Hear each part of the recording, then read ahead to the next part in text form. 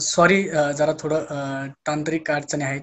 बऱ्यापैकी 500हून अधिक लोक आपल्यासोबत सहभागी होण्यासाठी नावनोंदणी केली होती, पण तांत्रिक अडचणी आल्यामुळे काही लोकांना आपल्याला याच्यात समाविष्ट करून घेता नाही आलं. पण ते फेसबुक लाईव्ह आणि गुगल मीटची पण आपण लिंक पाठवलेली आहे. तर त्या ठिकाणी ते लोक जॉईन होतील. तर तुम्हा सर्वांचं मी स्वागत करतो. राष्ट्र सेवा दलाच्या वतीनं गेली काही दिवस सुरुवातीपासून आपण एक टप्पा पूर्ण केला, त्याचे प्रमाणपत्र देखील वितरित केले. आता हा दुसरा टप्पा आजपासून सुरू करतो आहोत आणि संविधानाची प्रास्ताविका, संविधान निर्मितीचा इतिहास, ते संविधानाची संपूर्ण प्रास्ताविका ह्या सगळ्या टप्प्यातून आपण समजून घेणार आहोत. मी सुरुवातीला झूम वरती लाईव्ह स्वप्नील मानव आहे आपल्यासोबत, तर संविधानाच्या प्रास्ताविकेचे ते वाचन करेल. धन्यवाद. जास्त वेळ न घेता मी संविधानाची प्रास्ताविका वाचतो.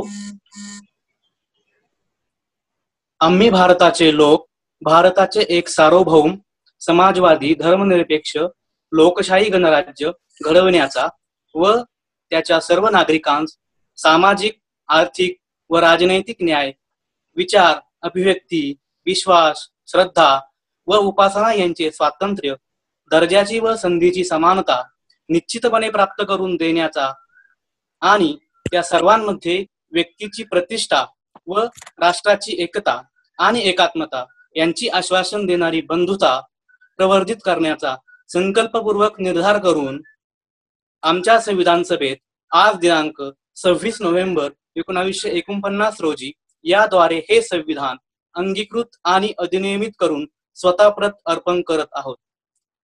संविधान जिंदाबाद. धन्यवाद संदीप. धन्यवाद स्वप्नील. त्यानंतर नागेश जाधव ह्या सगळ्या अभ्यास वर्गाची थोडं प्रास्ताविक आणि भूमिका सांगेल.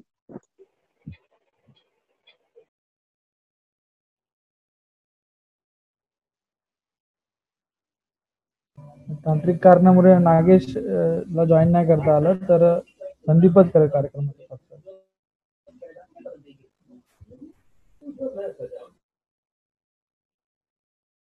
संदीप म्यूट आहेस, तुझा आवाज संदीप. सॉरी. ओके. आपण जास्त वेळ न घेता आपण कार्यक्रमाला सुरुवात करूयात. मी देवकुमार आयरेंचा परिचय देतो. देवकुमार आयरे हे सावित्रीबाई फुले पुणे विद्यापीठात इतिहास विभागात प्राध्यापक आहेत. इतिहासाच्या वेगवेगळ्या ज्या राष्ट्रीय आंतरराष्ट्रीय संशोधन आणि अभ्यास शैक्षणिक ज्या परिषदा होतात तिथे ते त्यांचे वेगवेगळे सहभाग आहेत त्यांचा ह्याच्यामध्ये, आणि इतिहासाचे अभ्यासक आहे आणि सामाजिक चळवळीमध्ये ते आपल्या सर्वांच्या सोबत असतात. तर मी देवकुमारचं स्वागत करतो.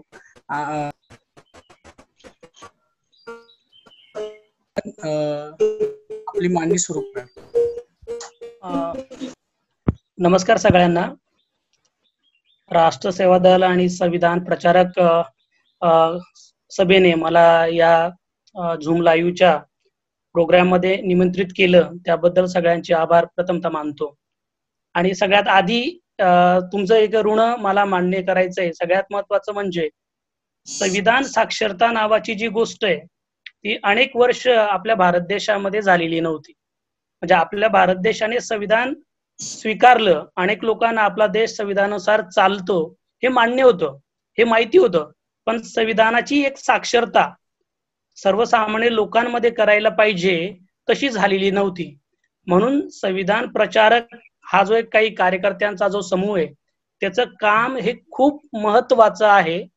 कारण ज्यावेळेस मी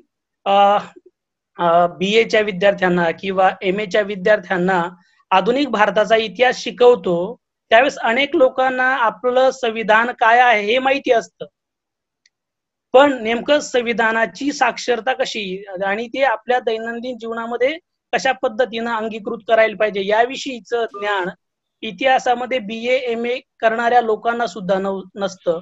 हे एक इतिहासाचा शिक्षक म्हणून मी मान्य करायला पाहिजे.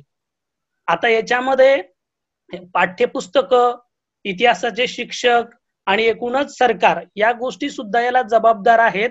कारण आपण संविधान साक्षरता कमी संविधान साक्षरता करण्यामध्ये कमी पडलेलो आहोत. हे एकदा जर आपण मान्य केलं तर मग आपल्याला संविधान साक्षरता करणं किती गरजेचं आहे हे पडतं. कारण मागच्या 2-3 वर्षापासून जर आपण बघितलं तर देशभरामध्ये जे वेगवेगळी जन आंदोलनं चालू आहेत, मग ती विद्यार्थ्यांची असू द्यात, स्त्रियांची असू द्यात, शेतकऱ्यांची असू द्यात, कष्टकरी कामगार लोकांची असू द्यात किंवा लैंगिकता असलेल्या लोकांच्या असू द्या, त्या सगळ्याही लोकांचं एक केंद्रस्थान जे आहे ते संविधान आहे. म्हणजे ह्या सगळे आंदोलन संविधानाच्या जवळ येतात आणि समाजात आपल्याला दिसतं की संविधान साक्षरताच म्हणावी तशी नाही, चळवळीमध्ये आपण संविधान केंद्रीभूत केलेलं आहे. याचं कारण पुन्हा मी आपलं जे शालेय शिक्षण होतं त्याच्याकडे तुमचं सगळ्यांचं लक्ष वळवेल आणि मेन मुख्य माझ्या विषयाकडे येईल. कारण जेव्हा आपण आधुनिक भारताचा इतिहास शिकतो आणि भारत स्वतंत्र झाला आणि संविधानाची निर्मिती झाली, हे वाचतो तर एक पॅरेग्राफ किंवा 4-5 ओळी एवढ्याच आपल्या पाठ्यपुस्तकांमध्ये असतं. म्हणजे मी तर आता ज्यावेळेस MA च्या विद्यार्थ्यांना शिकवतो त्यावेळेस मी बऱ्याच वेळेस म्हणतो की बाबा भारताची फाळणी झाली आणि भारत स्वतंत्र झाला आणि संविधान सभेची निर्मिती झाली, अशी पाठ्यपुस्तकांमध्ये 2-3 ओळ्यांमध्ये सगळं संपवलं जायचं. मागच्या काही 5-6 वर्षापासून आपल्याला असं दिसतं की आता नवीन प्रकारची जी काही पाठ्यपुस्तकं आली त्याच्यामध्ये थोड्या फार प्रमाणात घटना समिती काय होती, घटना समितीतल्या वेगवेगळ्या समित्या कोणत्या होत्या, त्यांचं नेतृत्व कोण करत होतं, याविषयीची एक जुजबी माहिती अजूनही आता येते. पण अजूनही एक सखोल माहिती याविषयीची आपल्याकडे पाठ्यपुस्तकांमधनं येत नाही. आता एक दुसरी गोष्ट म्हणजे प्रत्येक पाठ्यपुस्तकांची एक स्वतःची मर्यादा असते. पाठ्यपुस्तकांनी एकूण टोटल जर इतिहास जर तुम्हाला सांगितला तर ते विद्यार्थी, शालेय प्राथमिक शाळेतले विद्यार्थी, त्याच्यानंतर कॉलेजचे विद्यार्थी, ज्युनियर कॉलेजचे विद्यार्थी, या सगळ्या लोकांना तो संपूर्ण इतिहास समजू शकत नाही. म्हणून पाठ्यपुस्तकीय इतिहास आणि एक वेगळा एक समग्र इतिहास याच्यामध्ये फरक केला जातो, असं एक स्वरूप आहे. पण तरी माझं एक इतिहासाचा शिक्षक म्हणून असं एक म्हणणं आहे की आपल्याला जेवढं शक्य होईल तेवढं आपण संविधानाचा इतिहासाच्या पाठ्यपुस्तकांमध्ये घालायला हवा. कारण तो नुसता आपल्या इतिहासाचा भाग नाहीये, तो आपला देश कशाच्या आधारावर चालतो याचं एक ते मॉडेल आहे आणि ते सर्वसामान्य लोकांना कळायला पाहिजे आणि विद्यार्थ्यांनाही कळायला पाहिजे असं मला वाटतं नेहमी. आता मेन मुद्दा जो आहे आपल्या संविधान त्या निर्मितीच्या इतिहासाच्या संदर्भातला, आधीच मी एक तुम्हाला सगळ्यांना सांगू इच्छितो की मी संविधान सभा किंवा संविधान सभेमध्ये झालेली काय चर्चा किंवा त्याच्यात कुठली कलम आहेत याविषयी बोलणार नाहीये. किंबहुना मी त्याच्या आधीच्या गोष्टी बोलणार आहे. पुढच्या एकूणच हे जे प्रबोधन सत्र तुम्ही जे चालवणार आहेत पुढचे 15 दिवस, त्याच्यामध्ये सलग संविधानावर तुम्ही वेगवेगळे कार्यक्रम घेणार आहात, वेगवेगळे व्यक्ती संविधानातल्या वेगवेगळ्या कलमांवर, संविधानावर कुठला प्रभाव आहे या गोष्टींवर बोलणार आहेत. मी संविधान निर्मितीचा इतिहास काय राहिलेला आहे याविषयी बोलणार. म्हणजे माझ्या मांडणीतला खूप कमी भाग वास्तवात संविधान कसं अस्तित्वात आलं याविषयी असेल. म्हणजे शेवटचा जो भाग आहे 46 ते 50 या काळामध्ये जी संविधान सभेमध्ये जे वादविवाद झालेत त्याच्यातनं आपल्याला एक जे संविधान निर्माण झालेलं दिसतं त्याविषयी एक थोडा भाग असेल आणि जास्त माझ्या मांडणीतला भाग त्याच्या पूर्वीचा म्हणजे संविधान सभेचा जो बेस आहे तो त्याच्याविषयी असणार आहे. पुन्हा एक गोष्ट स्पष्ट करावी वाटते की संविधान सभेच्या निर्मितीचा इतिहास हा नुसता संविधान सभेच्या निर्मितीचा इतिहास नाहीये, तो एकूणच आधुनिक भारताच्या जडणघडणीचा इतिहास आहे, तो एकूणच आधुनिक भारताचा इतिहास आहे. म्हणजे नाहीतर आपण फक्त संविधानाचा इतिहास हा फक्त संविधान सभा इथपर्यंतचा जर मर्यादित केला तर आपल्याला एकूणच आधुनिक भारताची जी वैचारिक बौद्धिक जी जडणघडण झाली आणि तिचं जे सार आपल्याला संविधान रूपात मिळालेलं आहे ते आपण समजून घेणार नाही. म्हणून संविधान निर्मितीचा इतिहास हा खऱ्या अर्थानं आधुनिक भारताच्या बौद्धिक इतिहास आहे असं मला वाटतं. आता मी मूळ मुद्द्याकडे येतो की अनेक लोकांचं असं म्हणणं असतं की बाबा भारतीय संविधान हे खूप वेळ खाऊपणा होतं, खूप वेळ घेऊन भारतीय संविधान निर्माण झालेलं आहे एवढा, आणि जगाच्या वेगवेगळ्या संविधानांची उदाहरणं दिली जातात आणि कमी वेळेत झालेल्या आहेत असं म्हटलं जातं. दुसरा एक असा आरोप केला जातो की भारतीय संविधान हे खूप विस्तृत आहे, मोठं आहे, आणि मग त्यासाठी सुद्धा वेगवेगळ्या संविधानांच्या वेगवेगळ्या घटनांचा आधार दिला जातो. आता याच्या इथे ही चर्चा करत असताना आपल्याला पुन्हा दोन गोष्टींची चर्चा करायला पाहिजे.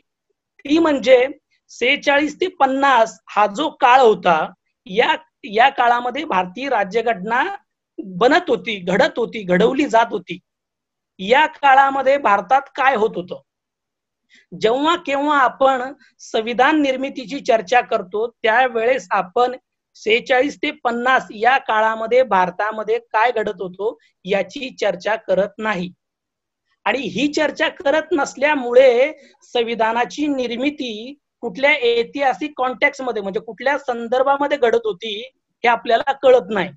आणि म्हणजे जसं हल्ली बऱ्याच वेळेस काय होतं जातं, एखाद्या महापुरुषाच्या एखाद्या पुस्तकातनं एखादा पॅरेग्राफ उचलायचा किंवा एखादी ओळ उचलायची आणि त्या ओळीवर आणि त्या पॅरेग्राफच्या आधारावर एक मत प्रतिपादन करायचं किंवा सरसकट निष्कर्ष काढायचा किंवा सर्वसामान्यीकरण करून टाकायचं.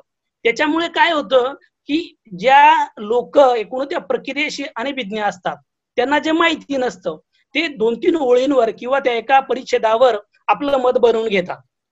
पण पूर्ण पुस्तक वाचलं तर कदाचित वेगळी मतं आपल्या समोर येऊ शकतात. त्याच्यामुळे आपलं मत सुद्धा वेगळ्या अर्थाने बनू शकतं, अशी स्थिती असते.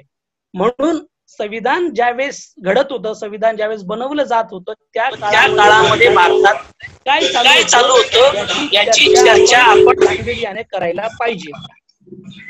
आता 2-3 मुद्दे त्या संदर्भातले नोंदवतो. एक म्हणजे संविधानाची निर्मिती एकीकडे चालू असताना 2 सशस्त्र आंदोलनं भारतामध्ये चालू होती. एक म्हणजे तेभागा आंदोलन, बंगालमध्ये कम्युनिस्ट पार्टी ऑफ इंडियाच्या किसान सभेने एक सशस्त्र लढा चालू केला होता जमीनदारांच्या विरोधातला. दुसरा एक होता जो तेलंगणाचा सशस्त्र लढा होता, तो सुद्धा कम्युनिस्ट पार्टी ऑफ इंडियाच्या वतीने तो चालवला गेलेला होता, जमीनदारी विरोधी एक सशस्त्र लढा. हे 2 सशस्त्र लढे आपल्याला 1946, 47, 48 या काळामध्ये चालू असलेले दिसतात. हे 2 कम्युनिस्ट पार्टीने चालवलेले होते. तिसरी गोष्ट म्हणजे पंजाब मध्ये 1948 ला लाल communist party union of Hind union, लाल कम्युनिस्ट पार्टी हिंद युनियन नावाचा एक पक्ष स्थापन झाला. हा 1948 मध्ये स्थापन झालेला आहे. हा 1948 मध्ये हा जो पक्ष स्थापन झाला हा कोणी केला तर या पक्षामध्ये जे 1945 मध्ये गदर आंदोलन भारताच्या स्वातंत्र्यासाठी झालं होतं ते सगळे क्रांतिकारी, पंजाबी क्रांतिकारी ज्यांनी भारताला स्वतंत्र करण्यासाठीचा एक मोठा लढा 1945 मध्ये लढला होता, त्या गदर आंदोलनातली काही जी मंडळी त्यांनी या लाल कम्युनिस्ट पार्टी हिंद युनियन नावाचा पक्ष स्थापन केला. त्याच पक्षामध्ये भगतसिंग ज्या संघटनेचा कार्यकर्ता होता, नवजवान भारत सभा, त्याच्यातली सुद्धा अनेक मंडळी या पक्षामध्ये होती. तिसरी मंडळी एक कीर्ती किसान पार्टी नावाची एक पंजाब सिंध या भागामध्ये एक मोठा शेतकरी कामगारांचं राजकारण करणारा एक पक्ष होता. तो पक्ष नंतर विसर्जित झाला होता 40च्या दशकामध्ये. त्या लोकांनी पुन्हा 1948 मध्ये या सगळ्या लोकांसोबत ही पार्टी स्थापन केली. म्हणजे पंजाबमध्ये 1948 ला लाल कम्युनिस्ट पार्टी हिंद युनियन नावाचा पक्ष स्थापन होतो. हे झालं पंजाबची गोष्ट. दुसरी, युपी मध्ये आचार्य कृपलानी जे काँग्रेसमध्ये होते त्यांनी काँग्रेसमधून बाहेर पडून त्याच्या प्रजा कृषक पार्टी नावाचा पक्ष स्थापन केला होता. म्हणजे ते आधी काँग्रेसमध्ये होते आणि काँग्रेसची मतभेद झाल्यामुळे ते काँग्रेसमधून बाहेर पडले आणि प्रजा कृषक पार्टी स्थापन केली. हे झालं युपी मध्ये. त्याच वेळी 1948 मध्ये आपल्याला माहितीये की काँग्रेस समाजवादी जो गट होता त्याच्यामध्ये राम मनोहर लोहिया असतील, जयप्रकाश नारायण असतील, ही सगळी मंडळी काँग्रेसच्या अंतर्गत समाजवादाचं राजकारण करत होती. ही मंडळी सुद्धा 1948 मध्ये काँग्रेसपासून स्वतंत्र झाली आणि त्यांनी स्वतंत्र समाजवादी पक्ष स्थापन केला. हे आता आपल्याला दिसत. आणि या पक्षाचं जे म्हणजे आपण म्हणू शकतो की बालेकिल्ला, महाराष्ट्रामध्ये या पक्षाचे चांगले प्रबळ कार्यकर्ते होते. बिहारमध्ये त्याच्यानंतर आपल्याला मध्य प्रदेशामध्ये आणि उत्तर प्रदेशमध्ये यांचा चांगला एक पकड होती. ही झाली समाजवादी पार्टीच्या संदर्भात. आता आपण महाराष्ट्राकडे येऊया. महाराष्ट्रामध्ये शेतकरी आणि कामगार संघ नावाची एक संघटना काँग्रेसच्या अंतर्गत भारत स्वतंत्र व्हायच्या आधी चालवणारी जी काही मंडळी होती त्यांनी 1948 मध्ये शेतकरी कामगार पक्षाची स्थापना केली. आता आपल्याला कळेल की म्हणजे एकीकडे आपल्याला दिसते की 46 पासून तर 50 पर्यंत संविधानाची निर्मिती होते आणि त्याच काळामध्ये जे वेगवेगळे मंडळी आहेत, जी वेगवेगळी मंडळी जी भारताच्या स्वातंत्र्यासाठी एक लढा देत होती, क्रांतिकारी आंदोलन चालवत होती, अहिंसक आंदोलन चालत होती, ही सगळी मंडळी सुद्धा वेगवेगळ्या संघटना स्थापन करून काँग्रेसला विरोध करताना दिसतात. याच्यामध्ये दुसरी गोष्ट, आता ह्या झाल्या राजकीय काही ज्या घडामोडी. 1948 मध्ये महात्मा गांधींची हत्या झाली. महात्मा गांधींची हत्या झाल्यामुळे महाराष्ट्रामध्ये एक जाळपोळीचं मोठं प्रकरण घडलं. त्याच्यामुळे ब्राह्मणेतर तणाव सुद्धा मोठ्या प्रमाणात निर्माण झाला होता महाराष्ट्रामध्ये. ही एक घटना होती. त्याच्यानंतर भारत आणि पाकिस्तानची फाळणी झाली.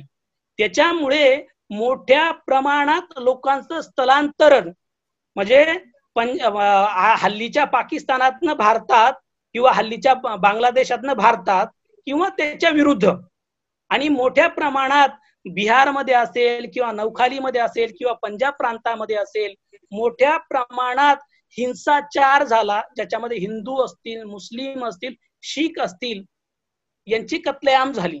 ही सुद्धा पार्श्वभूमी या सगळ्या परिस्थितीला आहे. अशी सगळी पार्श्वभूमी आपल्याला भारतीय संविधान निर्मितीचा जो काळ आहे या काळाला आहे. आणि हे जर आपण समजून घेतलं तरच आपल्याला संविधान सभेमध्ये जे अनेक वादविवाद झालेत, अनेक वैचारिक जे झगडे झालेत, एक शल असावं की मे असावं, याच्यावरून जे शब्दांची घिसपीट झाली, एका शब्दावर अनेक विवाद जे झालेत, ते जर समजून घ्यायचे असतील तर संविधान सभेच्या बाहेर काय चालू होतं. म्हणजे एका भाषणामध्ये तर आंबेडकरांनी म्हटलेलं आहे की बाहेर सगळा भारत जळतोय आणि आपण भारत कसा एक राहील या संदर्भातली चर्चा करतोय. म्हणजे संविधान सभेमध्ये जी लोक होती ती भारताचं भविष्य कसं एक वेगळ्या पद्धतीचं उभं राहील, एक वेगळ्या प्रकारचा भारत कसा उभा राहील, जो चर्चिल म्हटला होता की या देशाचे सगळे तुकडे होतील, ते तुकडे नसलेला भारत, एक संघ भारत कसा उभं राहील, अशी सगळी मंडळी संविधान.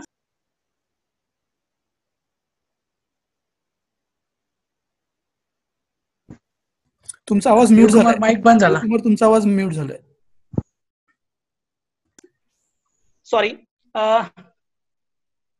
म्हणजे मी म्हणत होतो की संविधान सभेच्या आतमध्ये आपल्याला दिसतं की भारताच्या भविष्याविषयीची चर्चा चालू होती आणि त्या संविधान सभेच्या बाहेर दिल्लीमध्येच मोठं हत्याकांड सुद्धा चालू होतं. म्हणजे ही जर स्थिती समजून घेतली तर आपल्याला संविधान किती महत्वाचं आहे आणि संविधानाची चर्चा किती महत्वाची कळते आजच्या संदर्भात. म्हणजे माझा स्वतःचा जन्म 1990चा आहे, म्हणजे मी 1930 वर्षाचा आता आहे, तर मला त्या संदर्भातली काहीच पार्श्वभूमी नाही.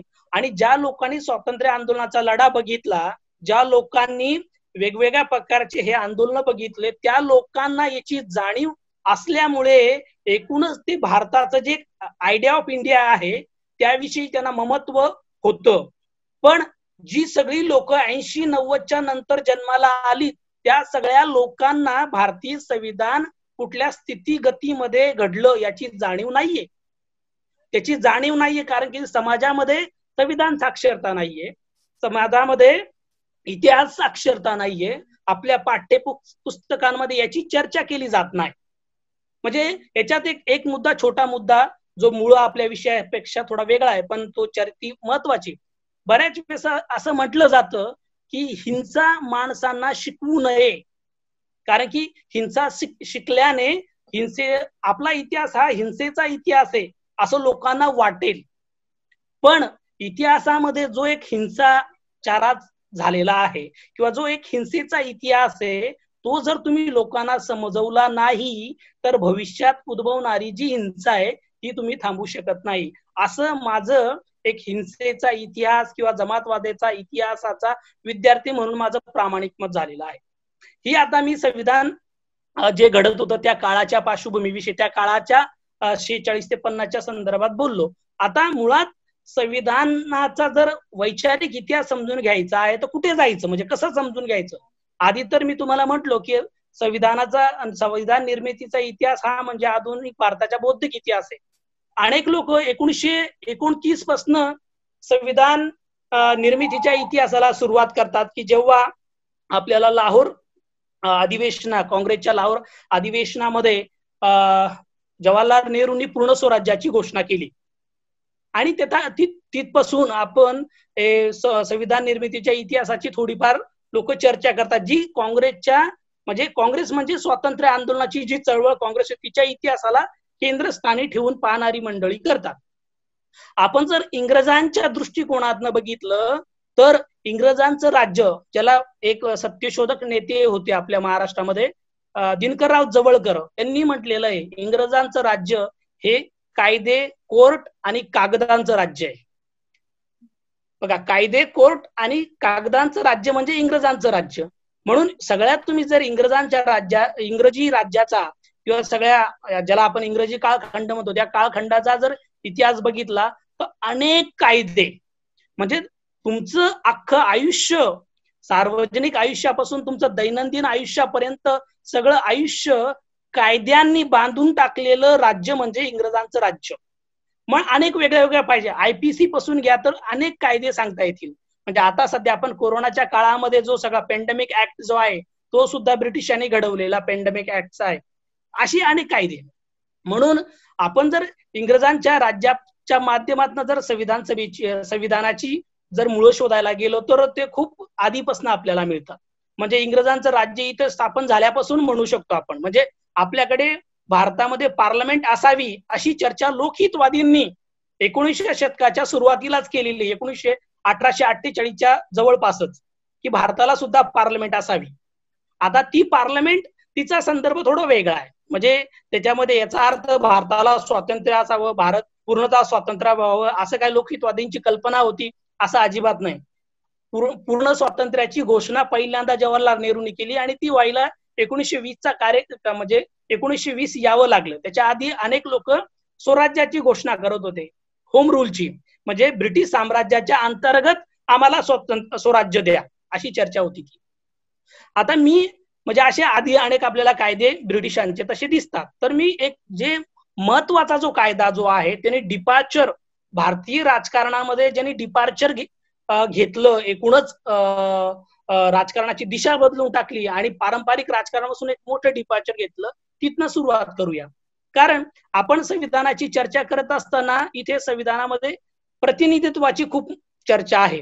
रिप्रेझेंटेशन अँड प्रोटेक्शन, म्हणजे संरक्षण आणि प्रतिनिधित्व, हे दोन मुद्दे संविधानामध्ये खूप महत्वाचे आहेत. किंबहुना संविधानाची किंवा घटनेची एकूण जी चर्चा आहे ती जी सुरू झाली त्याच्यामध्ये रिप्रेझेंटेशन आणि प्रोटेक्शन याची खूप मोठी चर्चा आहे. आजही आपण जर बघितलं समकालीन स्थितीमध्ये अनेक जे वेगवेगळे समूह आहेत ते समूह म्हणतात आम्हाला प्रतिनिधित्व नाहीये किंवा आमच्या संरक्षणाचं काय, या कायद्यानुसार आम्हाला संरक्षण मिळायला पाहिजे. आपण सगळ्यात चांगला मुद्दा LGBT कम्युनिटीचा घेऊ शकतो या संदर्भात. सगळा जो कायद्याचा जो घोळ आहे किंवा चर्चा आहे, तर पहिला ऍक्ट जो आहे 1909चा मॉर्ले-मिंटो ऍक्ट. मॉर्ले-मिंटो ऍक्ट पासून मी संविधानाच्या निर्मितीच्या चर्चा करू शकतो. चर्चा काही लोकांचं 1929 पासूनच घेईल, पण मला 1909चा जो कायदा आहे मॉर्ले-मिंटो ऍक्ट त्यापासून सुरुवात करायला जास्त महत्वाचं वाटतं. कारण का की 1909च्या मॉर्लेमेंटो ऍक्ट मध्ये पहिल्यांदा मुस्लिम समाजाला स्वतंत्र मतदारसंघ देण्यात आले. आता हे जर तुम्हाला समजून घ्यायचं असेल स्वतंत्र मतदारसंघ का देण्यात आले, तर मग आपल्याला 1905 मधली बंगालची फाळणी का झाली, 1906 मध्ये मुस्लिम लीगची स्थापना का झाली बंगालमध्ये, आणि त्याच वेळेस 1907 मध्ये पंजाब हिंदू महासभेची स्थापना का झाली. आणि मग आपल्याला दिसतं की हे सगळी चर्चा म्हणजे मुस्लिम समाजाला स्वतंत्र मतदारसंघ मिळण्याची जी प्रक्रिया आहे त्याच्या मागे सुद्धा एक मोठा इतिहास आहे. मुस्लिम लीगची स्थापना आणि मुस्लिम लीगच्या स्थापनेमागे सुद्धा एक मोठा इतिहास आहे. तो मी सगळा तुम्हाला सांगणार नाही. मी मांडणीच्या शेवटी तुम्हाला काही मुद्दे मी काही पुस्तकं सुचवेल, काही तुम्ही माझ्याशी चर्चा ईमेल थ्रू करू शकतात की का महत्वाची. तर पहिल्यांदा मुस्लिम समाजाला प्रतिनिधित्व आपल्या म्हणजे ज्याला स्वतंत्र मतदारसंघ देण्यात आले. आणि स्वतंत्र मतदारसंघ देण्यामागचं कारण असं होतं, ब्रिटिशांचं राजकारण असं की 1905च्या बंगालच्या फाळणीच्या विरोधामध्ये हिंदू मुसलमानांची जी एकजूट झाली तिला जर फोडायचं असेल तर हिंदू मुसलमानांमध्ये भेदभाव निर्माण करायला पाहिजे, अशी एक व्यूहरचना ब्रिटिशांची आहे. आणि त्याच्यामुळे आपल्याला काय दिसतं की नाही, एक स्वतंत्र मतदारसंघाची चर्चा आपल्याला झालेली दिसते. मग काही लोक जी आहेत ती स्वतंत्र मतदारसंघ मागणारी मंडळी होती. म्हणजे बंगालमध्ये तुम्ही जर बघितलं तर बंगालमध्ये मुस्लिम लीगची बरीच मंडळी होती जी स्वतंत्र मतदारसंघ मागत होती. आणि त्याच काळामध्ये काही मुस्लिम मंडळी जी आहे ती काँग्रेसच्या अंतर्गत एकूणच बंगालच्या फाळणीला आणि स्वतंत्र मतदारसंघाला सुद्धा आपल्याला विरोध करताना दिसते. ही 1909ची चर्चा आहे. आता ही 9ची चर्चा आपण जर बघितली तर ती पुढे चाललेली दिसते. आणि मग नंतर दुसरा जो कायदा आहे जो 1919 मध्ये आलेला आहे, जो आहे मॉन्टेस्क्यू-चेम्सफर्ड ऍक्ट. आता या मॉन्टेस्क्यू-चेम्सफर्ड ऍक्ट मध्येही खूप काही महत्वाच्या तरतुदी आहेत. म्हणजे 1909च्या मॉर्लेमेंटो ऍक्टचा 1919च्या मॉन्टेस्क्यू-चेम्सफर्ड ऍक्टशी पुन्हा एक संबंध आहे. आता त्याच्यामध्ये एक महत्वाची गोष्ट आपल्याला झालेली आहे, ती खूप महत्वाची आहे, ती आपण समजून घ्यायला पाहिजे. कारण की 1905 मध्ये लंडनमध्ये लेबर पार्टीची स्थापना झाली. त्याच्या आधी लंडनमध्ये कॉन्झर्वेटिव्ह पार्टी आणि लिबरल पार्टी अशा दोनच पक्ष होते. लेबर पार्टीची 1905 ला स्थापना झाली आणि लेबर पार्टीची स्थापनेपासूनची मागणी आहे की भारताला स्वातंत्र्य द्यायला पाहिजे. आणि वसाहत साम्राज्यवादाला लेबर पार्टीचा आधीपासूनचा विरोध होता. म्हणून पण 1905 तर 1915 हा जो 10 वर्षाचा जो काळ आहे, या 10 वर्षाच्या काळामध्ये इंग्लंडमध्ये लेबर पार्टीचा विस्ताराचा काळ आहे. तो म्हणजे लेबर पार्टीकडे खूप साऱ्या गोष्टी लेबर पार्टीचा विस्तार होतोय. पण 1915 मध्ये लेबर पार्टी बऱ्यापैकी इंग्लंडमध्ये आपल्याला प्रभावित झालेली दिसते. आणि याला पुन्हा दुसरा एक संदर्भ, 1914 मध्ये पहिल्या महायुद्धाची सुरुवात झाली आणि 1919 पर्यंत पहिलं महायुद्ध चालू होतं. असा पूर्ण जो संदर्भ आहे. आणि या सगळ्या म्हणजे 1914 ते 19चं पहिलं महायुद्ध, त्या पहिल्या महायुद्धामध्ये मोठ्या प्रमाणात भारतीय सैनिकांनी ब्रिटिशांच्या वतीने पहिल्या महायुद्धात घेतलेला समावेश, त्याच्यानंतर भारताच्या अंतर्गत म्हणजे त्याला लोकमान्य टिळक असतील आणि बेझंट असतील यांनी भारतामध्ये होम रूल चळवळीची केलेली सुरुवात, आणि भारताच्या बाहेर श्यामजी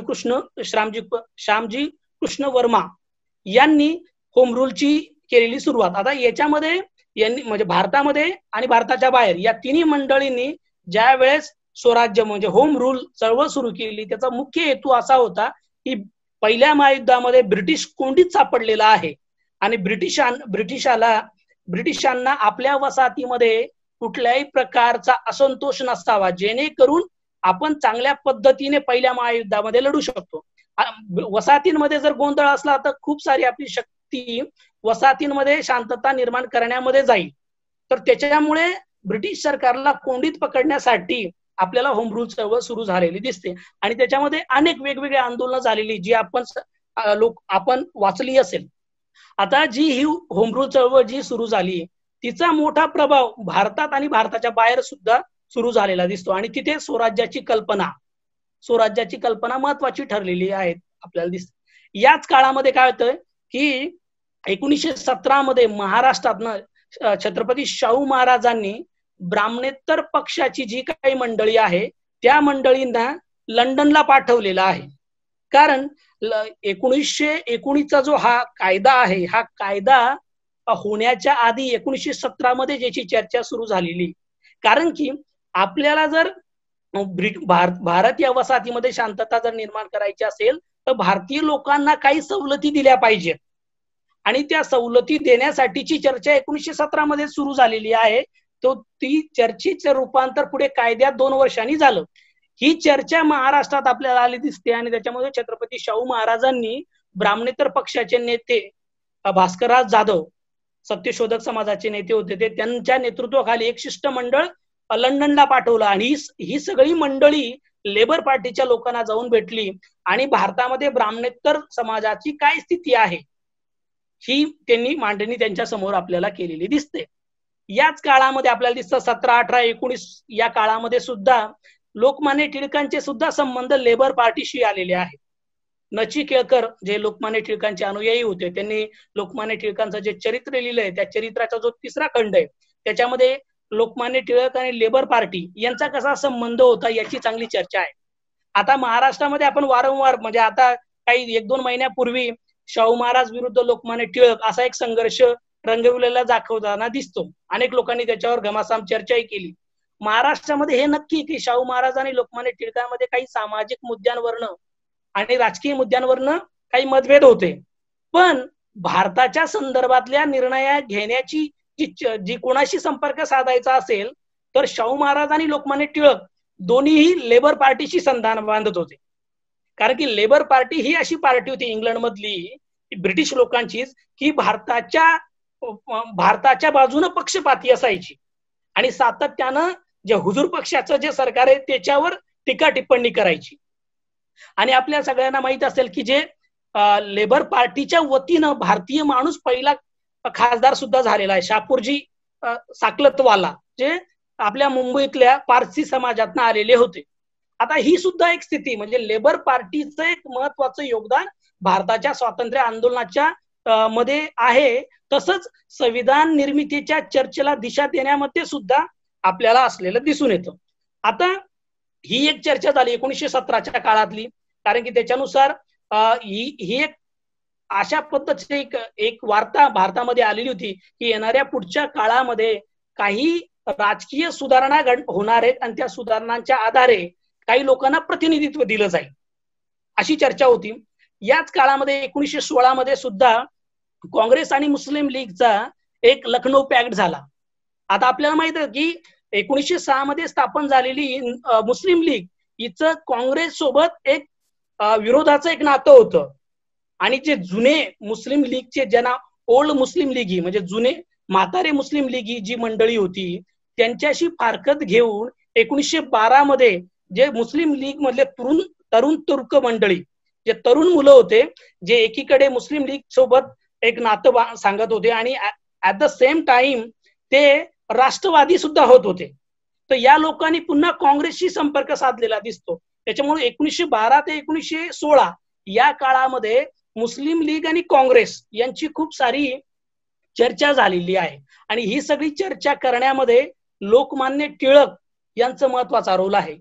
आणि लोकमान्य टिळकांसोबत मोहम्मद अली जिना या 2 लोकांमुळे मुस्लिम लीग आणि काँग्रेसची आपल्याला जे लखनौ कॉन्फरन्स झालेली दिसते, लखनौ कॉन्फरन्स झाली. त्याच्यानुसार आपण बघतो की त्याच्यामध्ये एक मुसलमानांना विशिष्ट प्रकारचे काही जागा राखून देण्यात याव्या काही प्रांतात जिथे मुस्लिम बहुल प्रदेश आहेत. त्याच्याविषयी तुम्ही जर गुगलला गेलात लखनौ पॅक्ट असं जरी टाकलं तर तुम्हाला त्याची एकदम सगळी डिटेलिंग येऊन जाईल किंवा काय नेमकं होतं आणि त्याचा परिणाम काय सुद्धा झाला. आता याच्यामध्ये या चर्चेमध्ये त्याच्या खोलात जाण्याचा प्रश्न आहे. पण इथेच आपल्याला दिसतं की एकीकडे लोकमान्य टिळक मुस्लिम लीगला काही विशेष अधिकार देत आहेत, त्याच वेळी लोकमान्य टिळकांसोबत असलेले काही जे अनुयायी होते त्याच्यामध्ये डॉक्टर धर्मवीर मुंजे असतील, अणे असतील, ही जी टिळकांची अनुयायी होती, या टिळकांच्या अनुयायांनी तिथेच एक सभा भरवून टिळकांच्या विरोधातला निषेध ठराव पास केलेला आहे, टिळकांच्या विरोधीचं मत मांडलेलं आहे. म्हणजे टिळकांनी मुस्लिम लीग सोबत आघाडी केली किंवा मुस्लिम लीगला काही विशेष सवलती दिल्यात, हे टिळकांची अनुयायी असलेली जी मंडळी त्यांना तिथे मान्य झालेलं नाहीये. आणि त्याच्यामुळे काही तणाव सुद्धा आपल्याला निर्माण झालेले दिसतात 1916च्या लखनौ पॅक्टच्या सोबतच. आता यामध्ये आणि हा जो लखनौ पॅक्ट आहे याच्यामुळेच पुढच्या काळामध्ये आपल्याला दिसतं की सरोजिनी नायडूंनी हिंदू मुस्लिम ऐक्याचे प्रणेते म्हणून मोहम्मद अली जिना यांना गौरवित केलेलं आपल्याला दिसतं. आता याच्यामध्ये एक मुद्दा जो आहे पुन्हा की हे एकीकडे 1916चं लखनौ पॅक्ट होतोय, त्याच्यानुसार हिंदू मुस्लिम लोकांना काँग्रेस काही विशेष राखीव जागा विशेष सवलती द्यायसाठी मान्य होतोय.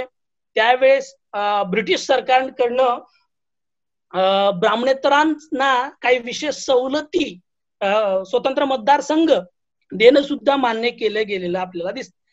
अशी सगळी स्थिती आहे आणि या पार्श्वभूमीवर 1919चा जो आपल्याला मॉन्टेस्क्यू चेम्स्फोर्ड ऍक्ट आहे तो येताना दिसतो. आता या मॉन्टेस्क्यू चेम्स्फोर्ड ऍक्टचे त्याच्याही अनेक गोष्टी वेगवेगळ्या तरतुदी आहेत. त्याच्यातला एक महत्वाचा जो मुद्दा सांगायचा आहे जो आपल्या याच्या संदर्भात खूप जास्त महत्वाचा आहे चर्चेसंदर्भात, तो असा की 1909 मध्ये फक्त मुस्लिम लोकांना स्वतंत्र मतदारसंघ देण्यात आले होते, पण याच्यानुसार 1919च्या मॉन्टेस्क्यू चेम्स्फोर्ड ऍक्ट नुसार नुसतं मुस्लिमांनाच नव्हे तर आपल्याला याच्यामध्ये दिसतंय की जे भारतीय ख्रिश्चन असतील त्यांना विशेष प्रतिनिधित्व, त्यांना स्वतंत्र मतदारसंघ देण्यात आला. जे अँग्लो इंडियन असतील त्यांना स्वतंत्र मतदारसंघ देण्यात आला. त्याच्यानंतर जमीनदार असतील त्यांना स्वतंत्र मतदारसंघ देण्यात आला. म्हणजे जे वेगवेगळे समूह भारतामध्ये होते त्या सगळ्या, म्हणजे जसं ब्राह्मणेतर पक्षाने स्वतःचं एक प्रतिनिधी मंडळ लंडनला पाठवून त्यांची भूमिका लंडनच्या ब्रिटिश सरकारसमोर मांडली होती, तसं या वेगवेगळ्या समूहांनी, जमीनदारांचा समूह असू द्या, भारतीय ख्रिश्चनांचा समूह असू द्या, अँग्लो इंडियन लोकांचा समूह असू द्या, त्या सगळ्यांनी आपले प्रतिनिधी मंडळांनी मांडणी केल्यामुळे 1919 मध्ये त्यांना स्वतंत्र मतदारसंघ देण्यात आले. ही स्थिती आहे. आणि याच्यामुळे काय झालं की स्वतंत्र मतदारसंघ देण्यात आल्यामुळे प्रतिनिधित्वाचे चर्चेत झगडे झाले. म्हणजे प्रतिनिधित्व कोणाला किती मिळणार, प्रतिनिधित्व कसं दिले जाणार याची चर्चा आपल्याला सुरू झालेली दिसते. आता इथे पुन्हा एक मुद्दा सांगतो जो आपल्या या चर्चेशी खूप महत्वाचा आहे. म्हणजे इंग्रज येण्यापूर्वी भारतामध्ये कधीही जनगणना झालेली नव्हती आणि त्याच्यामुळे कुठल्या जातीचे, कुठल्या धर्माची किती लोकसंख्या हे कोणालाच माहिती नव्हतं. 1872 मध्ये पहिल्यांदा जनगणना झाली, पहिली जनगणना. त्याच्यानंतर 81 मध्ये झाली 1881, त्याच्यानंतर 1891 मध्ये झाली. म्हणजे 1872 ते 1891 म्हणजे अशा या 30 वर्षाच्या काळामध्ये जी एक जनगणना झाली आणि त्या जनगणनेतनं 20-30 वर्षानंतर भारतीय समाजातल्या लोकांना याची जाणीव झाली की आमची संख्या किती आहे. म्हणजे आपल्याला नंतर पुढे दिसतं की जिसकी जितनी संख्या भारी उसकी उतनी सत्य में भागीदारी, असं एक आपल्याला जे राम मनोहर लोहिया यांनी नंतरच आपल्याला स्लोगन दिलं होतं आणि त्याच्यातनं एकूणच भारतीय राजकारणामध्ये खूप मोठा बदल घडला. ही जी संख्येचं महत्व आहे, ज्याला न्यूमेरिकल पॉवर, संख्या बळाची जाणीव ज्यावेळेस या जनगणनेच्या मुळे झाली, त्याच्यामुळे आमची एवढी संख्या आहे त्याच्यामुळे आम्हाला एवढं प्रतिनिधित्व दिलं गेलं पाहिजे याची चर्चा भारतात सुरू झाली. दुसरी गोष्ट की म्हणजे एकीकडे म्हणजे संख्येची जाणीव झाली, संख्याबळाची जाणीव झाली, ऍट द सेम टाइम एक गोष्ट झाली की मायनॉरिटी आणि मेजॉरिटी ही चर्चा आपल्याला सुरू झालेली दिसते. मेजॉरिटी म्हणजे काय, म्हणजे ही लोक बहुसंख्याक आहे, यांची संख्या जास्त आहे आणि ही लोक अल्पसंख्याक आहे. म्हणजे जनगणनेच्या आधी अल्पसंख्याक आणि बहुसंख्याक अशी चर्चा नाहीये. जनगणना सुरू झाल्यानंतर 20-30 वर्षानंतर लोकांमध्ये याची जाणीव उत्पन्न झाल्यानंतर आपल्याला दिसून येतं की आमची संख्या एवढी आहे. आणि मग आपल्याला तुम्ही जर बघितलं तर इतर म्हणजे एस्पेशली मुस्लिम लीग याच्यामध्ये जो एक मुस्लिम लीग मधल्या अनेक महत्वाच्या नेत्यांना याची जाणीव झाली की आपण संख्येने कमी आहोत, त्याच्यामुळे हे इथे हिंदूंचं राज्य येईल, कारण की हिंदू बहुसंख्याक आहेत. म्हणजे हिंदू बहुसंख्याक असल्यामुळे त्यांचं आपल्यावर वर्चस्व होईल, कारण की इथे लोकसंख्येला महत्व आहे, याची जाणीव आपल्याला मुस्लिम लीगच्या लोकांमध्ये झालेली दिसते. आणि या जाणीवेला खतपाणी घालण्याचं काम सुद्धा ब्रिटिश सरकारने आपल्याला केलेले दिसतं. दुसरीकडे जी हिंदू मंडळी आहे त्या हिंदू मंडळींनी एक चर्चा केलेली दिसते, जी बघायला खूप म्हणजे वरवर पातळीवर जी योग्य वाटते, पण तिच्या तुम्ही आत खोलात जाऊन बघितलं तर तुम्हाला त्याच्या मर्यादा सुद्धा जाणवतील. त्याच्यामध्ये एक हिंदू महासभा असतील किंवा काँग्रेसच्या अंतर्गत असलेली जी हिंदू मंडळी आहे त्यांचं म्हणणं असं आहे की भारतामध्ये सगळ्यांना संख्येप्रमाणे प्रतिनिधित्व दिलं जाईल, कोणालाही संख्येपेक्षा जास्त नाही दिलं जाणार. आता इथे बघा, याची जाणीव मुस्लिम लीगला झालेली आहे आम्ही संख्येने कमी आहेत, आणि याची जाणीव हिंदू लोकांमध्ये झालेली आहे आम्ही संख्येने जास्त आहे. आणि त्याच्यामुळे आपण तुम्ही बघितलं तर 1920 नंतरचा जो काळ आहे त्याच्यामध्ये खूप सारे जमातवादी दंगे सुद्धा झालेले आहेत. त्याच्यामध्ये वेगवेगळे सर्वधर्मीय जे जमातवादी जे गट आहेत त्या जमातवादी गटांनी ही दंगे घडवण्यामध्ये महत्वाचं भूमिका निभावलेली आहे, आणि त्याला ब्रिटिश राजकारणाची फूस आहे. अशा सगळ्या गोष्टी आपल्याला या काळामध्ये झालेल्या दिसतात. म्हणून संख्याबळ आणि संख्या किती महत्वाची असते याचं आता समकालीन भारतामध्ये आपण उदाहरण घेतो. ज्यांची जास्त संख्या ते चक्का जाम करून न्याय मिळवू शकतात, आणि ज्यांची संख्या कमी आहे ते कुठे चक्का जाम करू शकत नाही, त्याच्यामुळे त्यांना न्याय मिळत नाही. आणि तुम्ही चक्का जाम केल्याशिवाय तुम्हाला न्याय द्यायचा नसतो, असा समकालीन व्यवहार असल्यामुळे अल्पसंख्याक असण्याची तोटे काय आहेत याची जाणीव विशेषतः भटके विमुक्त समाजांवर जे अन्याय अत्याचार भारतात होता त्याच्यावरून आपण लावू शकतो. आता ह्या जाणीवीची चर्चा आपल्याला त्या काळामध्ये आपल्याला झालेली दिसते. आता ही 1919 आहे. याच्यानंतरची एक महत्वाची घटना आहे जी 1927 मध्ये सायमन कमिशन नावाचं जे कमिशन भारतात आलंय. आता सायमन कमिशन भारतात येण्याच्या मागे ही काही कारणं आहेत. ती 27 ला त्याची डिसेंबर 27 मध्ये त्याची अनाउन्समेंट झाली आणि 28 मध्ये ते आलं. त्याचं कारण आहे कारण की पुढच्या म्हणजे हुजूर पक्षाला ज्याला कॉन्झर्वेटिव्ह पार्टी म्हणतो आपण ब्रिटन मधली, त्या पार्टीला आपली सत्ता जाईल आपली सत्ता जाईल याचा धोका वाटत असल्यामुळे त्यांनी काय केलंय की 1919चा जो पार्लिमेंटरी ऍक्ट आहे त्याच्यामध्ये असं म्हटलं गेलेलं होतं, जे मी तुम्हाला सांगितलं का आता आधीच्या चर्चेत आलं नाही, त्याच्यामध्ये असं म्हटलं गेलं होतं की पुढच्या 10 वर्षामध्ये याचा असेसमेंट घेऊन आपण या कायदा किती यशस्वी झाला याचा असेसमेंट करायचं आणि भारताच्या संदर्भातली एक नवीन रूपरेषा आखायची. त्याच्यामुळे 10 वर्षानंतर पुन्हा एक कमिशन नेमायची अशी चर्चा झालेली होती. असं एक धोरण ठरलं गेलं होतं आणि ते कमिशन 1929 मध्ये निर्माण व्हायला हवं होतं, पण ते 28 मध्येच निर्माण झालं. कारण की कॉन्झर्वेटिव्ह पार्टीला आपली सत्ता जाईल याच्या धोका इंग्लंडमध्ये आपल्याला ते त्यांना वाटलेला दिसून येतो. त्याच्यामुळे ते सायमन कमिशन आलं. आणि तुम्ही सगळ्यांनी पाठ्यपुस्तकांमध्ये किंवा इतिहासाच्या पुस्तकामध्ये वाचलं असेल की सायमन कमिशन मध्ये सगळे गोरे लोक होती, भारतातल्या लोकांना त्याच्यामध्ये प्रतिनिधित्व नव्हतं. त्याच्यामुळे काँग्रेसची जेवढी मंडळी होती त्या सर्व काँग्रेसच्या मंडळींनी गो बॅक सायमन अशी चर्चा केलेली आहे. त्याच्यामुळे गो बॅक सायमनला त्या कमिशनचं विरोध केलेला दिसतो काँग्रेसने. हे झालं काँग्रेसचं. पण इतर जी मंडळी जी होती, जी काँग्रेसच्या बाहेरची मंडळी होती, त्या मंडळींनी सायमन कमिशनचं वेलकम केलंय, स्वागत केलेलं आहे. त्याच्यामध्ये कोण कोण मंडळी होती? महाराष्ट्रामध्ये डॉक्टर आंबेडकर यांनी सायमन कमिशनचं स्वागत केलेलं आहे. मद्रासमध्ये जस्टिस पार्टी तिने स्वागत केलेलं आहे, ज्याला आपण आता ईशान्य भारत म्हणतो. त्याच्यामध्ये नागा मुवमेंट, नागा वेगवेगळे गट होते, त्या नागा लोकांनी सायमन कमिशनचं स्वागत केलेलं आहे. मुस्लिम लीग मध्ये 2 गट पडले, म्हणजे जिन्नांच्या नेतृत्वाखाली असलेल्या लोकांनी सायमन कमिशनचा विरोध केलेला दिसतो. पण काही जी मंडळी आहे त्या मंडळींनी त्याला पाठिंबा दिलेला आहे. त्याच्यामध्ये आपल्याला मोहम्मद शफी असे एक नाव आहे, मुस्लिम लीगचे एका गटाचे नेते होते. त्यांनी जिनांची मतभेद व्यक्त करून सायमन कमिशनला पाठिंबा दिलेला आहे. आता हे सगळं सायमन कमिशन काय येत होतं आणि त्याची जी चर्चा आपण जर बघितली तर त्याच्यामध्ये सुद्धा आपल्याला काही गोष्टी दिसतात सायमन कमिशनच्या. त्याच्यामध्ये सायमन कमिशनच्या आधारे संविधानिक सुधारणा करून घ्यायच्या होत्या. त्याच्यानुसार पुन्हा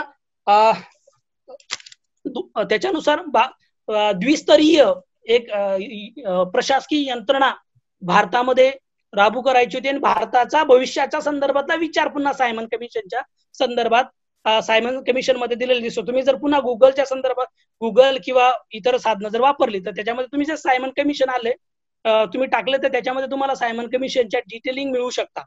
त्या सगळ्या सायमन कमिशनची डिटेलिंगची चर्चा करणं हा हेतू इथे नाही, तर तो स्वतंत्र वेळ घेणारा पुन्हा विषय आहे. पण याच्यात झाला असं, मूळ काँग्रेसचा विरोध होता की सायमन कमिशन मध्ये भारतीय लोकांना प्रतिनिधित्व नाहीये, त्याच्यामुळे भारताच्या भविष्याचा विचार करण्याचा सायमन कमिशनला हक्क आहे का, असा प्रश्न काँग्रेसच्या वतीने विचारला गेलेला आहे. आणि मग काँग्रेसने आपल्याला एक स्वतंत्र म्हणजे सायमन कमिशनचा हेतू काय होता, इथला अभ्यास करायचा आणि ब्रिटिश पार्लमेंटला तो अहवाल त्या कमिशनचा अहवाल सादर करायचा, जो 1930 मध्ये त्यांनी सादर केलेला दिसतो. इथे सायमन कमिशनला विरोध काँग्रेसने केला आणि मग पर्याय म्हणून नेहरू रिपोर्ट किंवा नेहरू कमिटी स्थापन झाली मोतीलाल नेहरूंच्या नेतृत्वाखाली. आणि त्याच्यामध्ये सुभाषचंद्र बोस असतील किंवा जवाहरलाल नेहरू असतील आणि बाकी मंडळी सुद्धा त्याच्यामध्ये होती.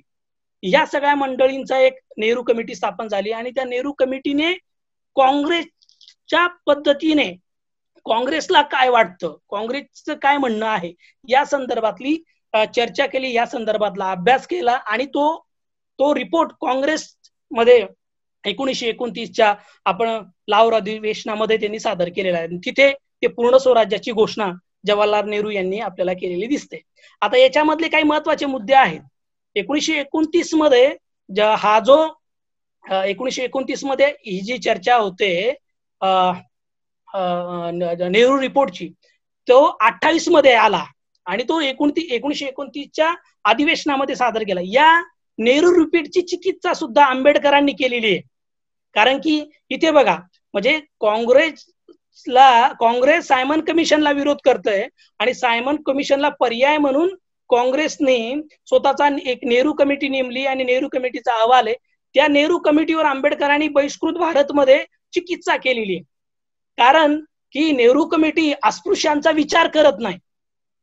त्याच्यामध्ये पुन्हा असं याच्यामध्ये एक महत्वाचा मुद्दा आंबेडकरांनी नोंदवलेला आहे. कारण काय होतं की काँग्रेसने मुस्लिम प्रतिनिधित्वासंदर्भातला विचार केलेला आहे, मुसलमानांच्या स्वतंत्र मतदारसंघातला विचार केलेला आहे. त्यांना त्यांच्या संख्येपेक्षा काही जास्त मिळालं थोडं तरी ते मान्य केलेलं आहे. कारण की लखनौ जो पॅक्ट आहे त्याची पार्श्वभूमी त्याला आहे. आंबेडकरांचा म्हणणं असं होतं की बाबा मुस्लिमांची संख्या जेवढी आहे तेवढं तुम्ही त्यांना देतात, किंबहुना काही ठिकाणी जास्त देतात. अस्पृश्यांची तेवढी संख्या त्याच्यापेक्षा तुम्ही त्यांना काहीच देत नाही. त्याच्यामुळे त्यांनी टीका केलेली दिसते. आणि मग तिथे चर्चा येते पुन्हा आंबेडकरांच्या दृष्टीतनं की आंबेडकर जेव्हा मायनॉरिटी हा शब्द वापरतात तो धार्मिक दृष्ट्या नाहीये, तो जातीय दृष्ट्या मायनॉरिटी. आणि मग तिथे अस्पृश्यांच्या अधिकारांचं संरक्षण, अस्पृश्यांच्या प्रतिनिधित्व कसं मिळेल याविषयीची आंबेडकरांची भूमिका आपल्याला दिसते. आता हे झालं आंबेडकरांच्या बाजूने. या काळामध्ये दुसरी एक महत्वाची गोष्ट झालेली आहे जी 1928 मध्ये एक साम्राज्यवाद विरोधी लीग स्थापन झाली होती ब्रुसेल इथे. आणि 1927 मध्ये जवाहरलाल नेहरू रशियाला जाऊन आलेत. 1928 मध्ये त्या साम्राज्यवाद विरोधी लीग मध्ये त्यांनी सहभाग घेतला होता आणि त्या लीग मध्ये सहभाग घेतल्यानंतर त्यांनी एकूणच जागतिक पातळीवर साम्राज्यवाद विरोधी कशा प्रकारचं आंदोलन चालू आहे याची चर्चा केली.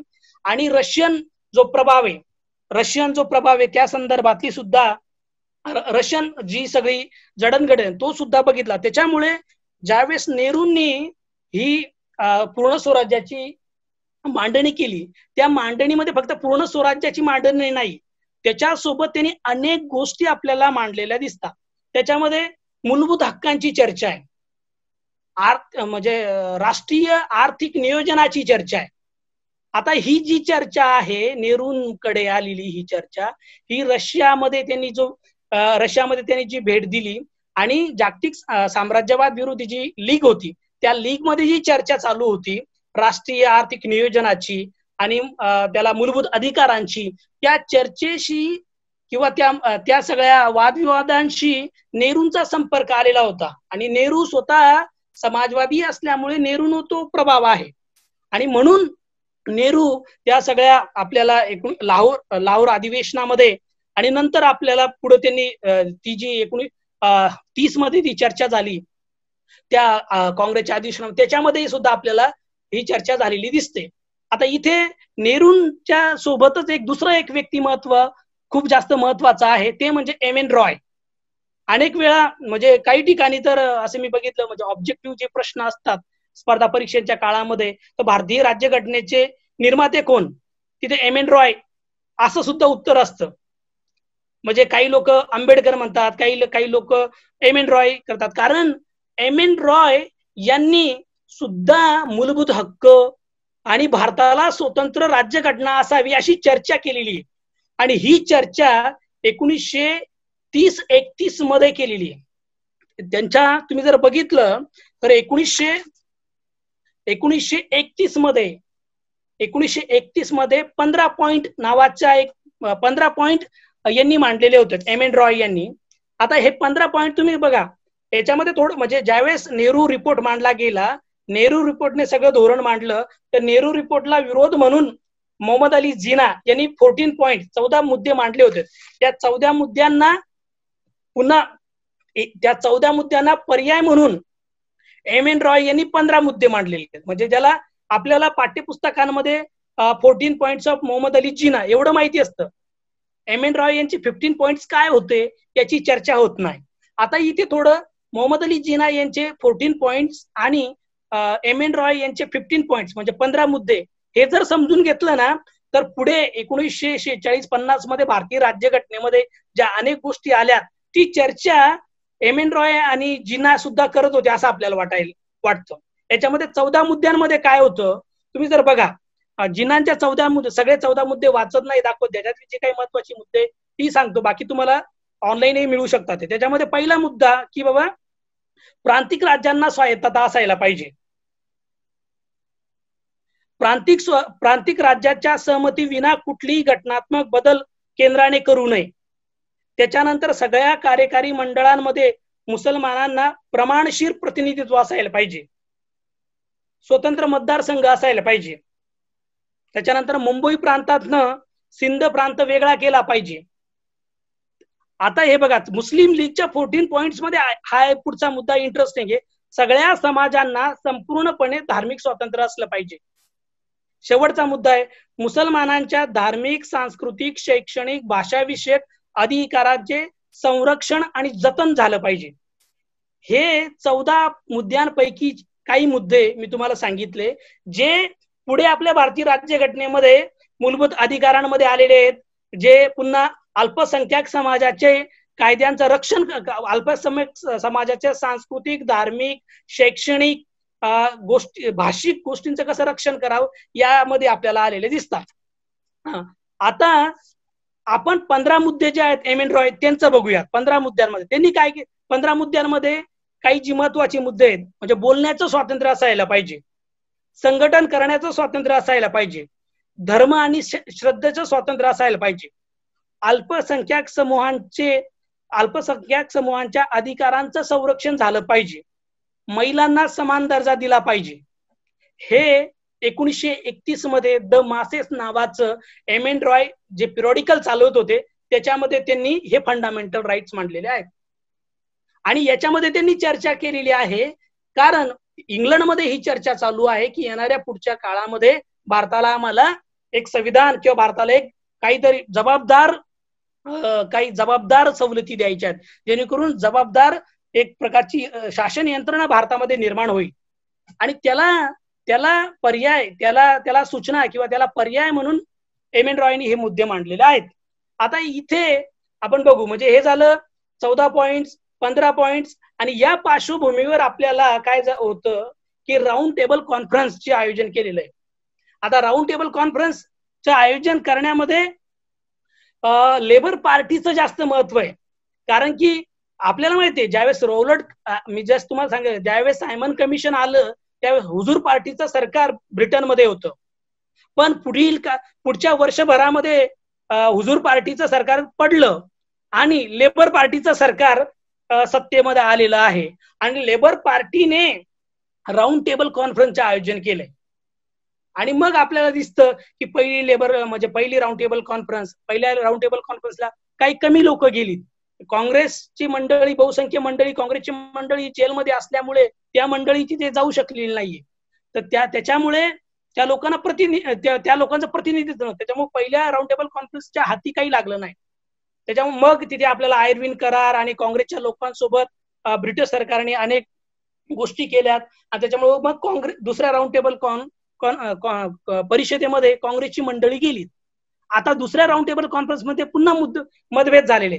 कारण की काँग्रेसचं म्हणणं असं होतं की संपूर्ण भारताचं प्रतिनिधित्व आम्ही करतो. आणि त्याच काळामध्ये म्हणजे स्वतंत्र इतर म्हणजे आंबेडकरांसारखे बहिष्कृत कारणीची मंडळी असतील, मुस्लिम लीगची मंडळ असतील, शीख अकाली दलाचे प्रतिनिधी असतील, इतर जी मंडळी होती त्या मंडळींचं म्हणणं होतं की आम्ही आमच्या समूहांचं प्रतिनिधित्व करतो. आणि त्याच्यामुळे तिथे पेच निर्माण झाला. आणि ब्रिटन लेबर पार्टी पुढे सुद्धा हा पेच निर्माण झाला की आता पुढे काय करायचं.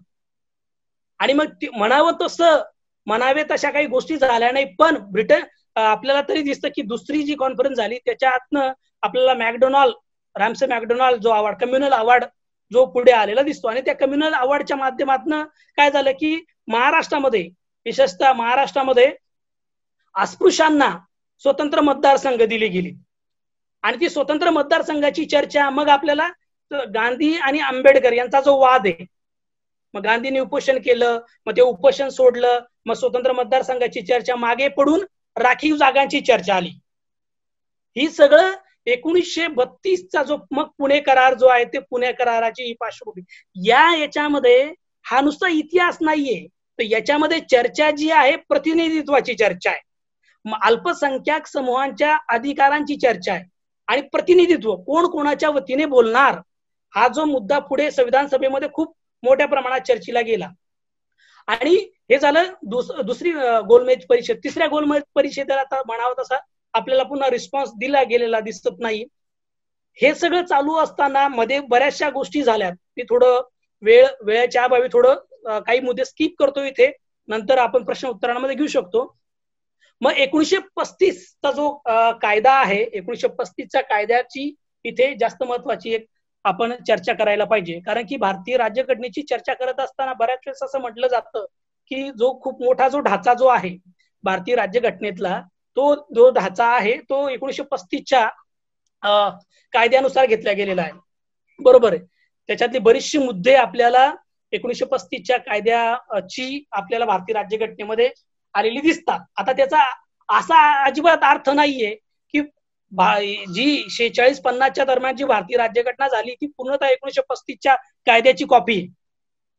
आणि 1935चा कायदा हा फक्त काही ब्रिटिशांनी केलेला कायदा नाहीये, तर ब्रिटिशांची ध्येय धोरणं 1927 पासून सायमन कमिशनच्या संदर्भात चालू होती. आणि त्याला एम एन रॉय असतील, गांधी असतील, आंबेडकर असतील, जिना असतील, या वेगवेगळ्या लोकांनी ज्या प्रतिक्रिया दिल्यात त्या सगळ्या प्रतिक्रियांचा सारासार विचार आणि ब्रिटिश शासनाचं धोरण असा सगळा विचार करून 1935 मध्ये हा कायदा आपल्याला आलेला दिसतो. आता या कायद्यानुसार मग आपल्याला काय, या कायद्यानुसार बऱ्याच गोष्टी झाल्या. तुम्ही पुन्हा ऑनलाईन या कायद्याची डिटेलिंग बघू शकतात, काय कायदा होता, कशा पद्धती, खूप सारं डिटेल या कायद्यामध्ये काही गोष्टी आहेत. तो सगळ्यांनी आवर्जून वाचायला पाहिजे. ज्यांना संविधानाचा प्रचार प्रसार करायचा आहे किंवा भारत नेमका कसा घडला हे समजून घ्यायचंय त्यांनी तो कायदा जरूर वाचायला हवा. आता या कायद्याच्या याच्यानुसार आपण जर बघितलं तर या कायद्यानुसार 1937 मध्ये ज्या इलेक्शन जे झाले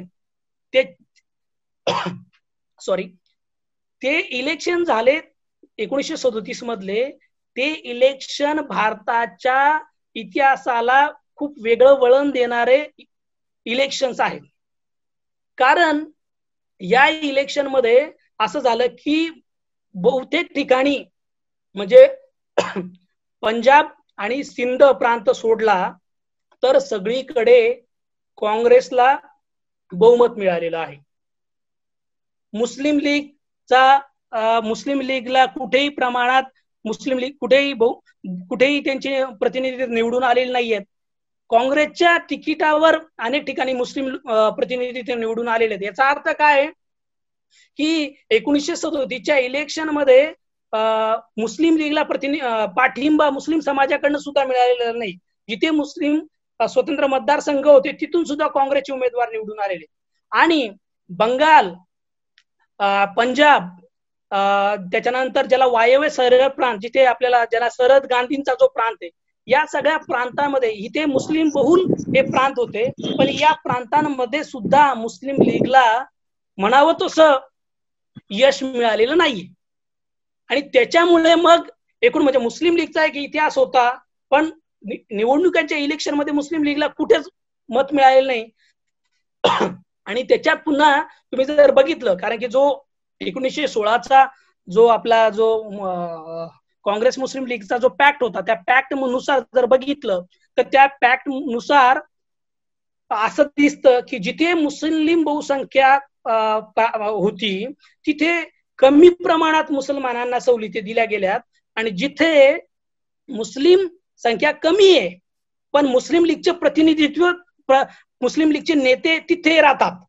म्हणजे फॉर एक्झाम्पल संयुक्त प्रांत, म्हणजे ज्याला आज आपण उत्तर प्रदेश म्हणतो, या उत्तर प्रदेशमध्ये आणि बॉम्बे प्रेसिडेन्सी म्हणजे ज्याला मुंबई प्रांत असं म्हणतो, मुंबई प्रांत आणि संयुक्त प्रांत या दोन प्रांतांमध्ये मुस्लिम लीगचे नेते राहत होते. आणि ही दोन्ही प्रांत मुस्लिम बहुल नव्हती. मुस्लिम बहुल प्रांत होती बंगाल, पंजाब, सिंध, वायव्य सरहद प्रांत, आणि इथे या नेत्यांचं म्हणावा तसा प्रभाव नव्हता. म्हणून या लोकांनी इथे हा जो करार जो झाला, या करारामध्ये सुद्धा संयुक्त प्रांत आणि बॉम्बे, मुंबई प्रांत या प्रांतांमध्ये मुसलमानांना जास्त अधिकार मिळवून घेतले. पण झालं वेगळं की ज्यावेळेस इलेक्शन झालं 1937, त्यांना काही फायदाच झाला नाही. आणि याच्यामध्ये याचा खूप डिटेलिंग आहे. याचं तुम्ही जर विशेषतः खूप चांगलं मधु दंडवती आणि स्वातंत्र्य चळवळीची विचारधारा एक सुंदर पुस्तक लिहिलेलं आहे. विशेषतः राष्ट्रसेवा दलाशी संबंधित असलेल्या लोकांना ते माहिती असेल. जे रॉयवादी मंडळीत विनायक कुलकर्णी नावाचे एक ग्रस्त आहेत, त्यांचं एक पुस्तक आहे. तर त्याच्यामध्ये या विषयी खूप बारीक वर्णन आलेली. नेमकं काय झालं म्हणजे त्याच्यामध्ये सरदार पटेल असतील, नेहरू असतील, जिना असतील, गांधी असतील, सुभाष बोस असतील, यांचे व्यक्तिगत मतभेद कसे होते, यांच्या व्यक्तिगत मतभेदांमुळे काँग्रेसच्या अंतर्गत असलेल्या लोकांच्या, काँग्रेसच्या बाहेर असलेल्या मतभेदांमुळे राजकीय काय परिणाम झाले. आणि मग इथे या चर्चेतनं अशा आपल्याला असंही दिसून येतं बऱ्याच वेळेस वैचारिक आणि राजकीय मतभेदही नव्हते, पण फक्त व्यक्तिगत हेव्यादाव्यांमध्ये सुद्धा अशा गोष्टी झाल्या. आणि मग त्याच्यामुळे आपल्याला दिसतं की 1937 मध्ये मुस्लिम लीगला म्हणावं तसं यश मिळालेलं नाही. आणि यश मिळालं नाही त्याच्यामुळे एक मोठा प्रकारचा प्रतिरोध मुस्लिम लीग कडनं निर्माण झालेला दिसतो. आणि मग याच्यामध्ये 37 मध्ये काँग्रेसला मतं तर मिळाली. अनेक प्रांतांमध्ये काँग्रेसने सरकार स्थापनही केलं. म्हणजे काँग्रेस बंगालमध्ये सरकार स्थापन केलं, बॉम्बेमध्ये सरकार, सगळीकडे जिथे जिथे बहुमत होते तिथे सरकार स्थापन केलं. पण पुढच्या 2 वर्षामध्ये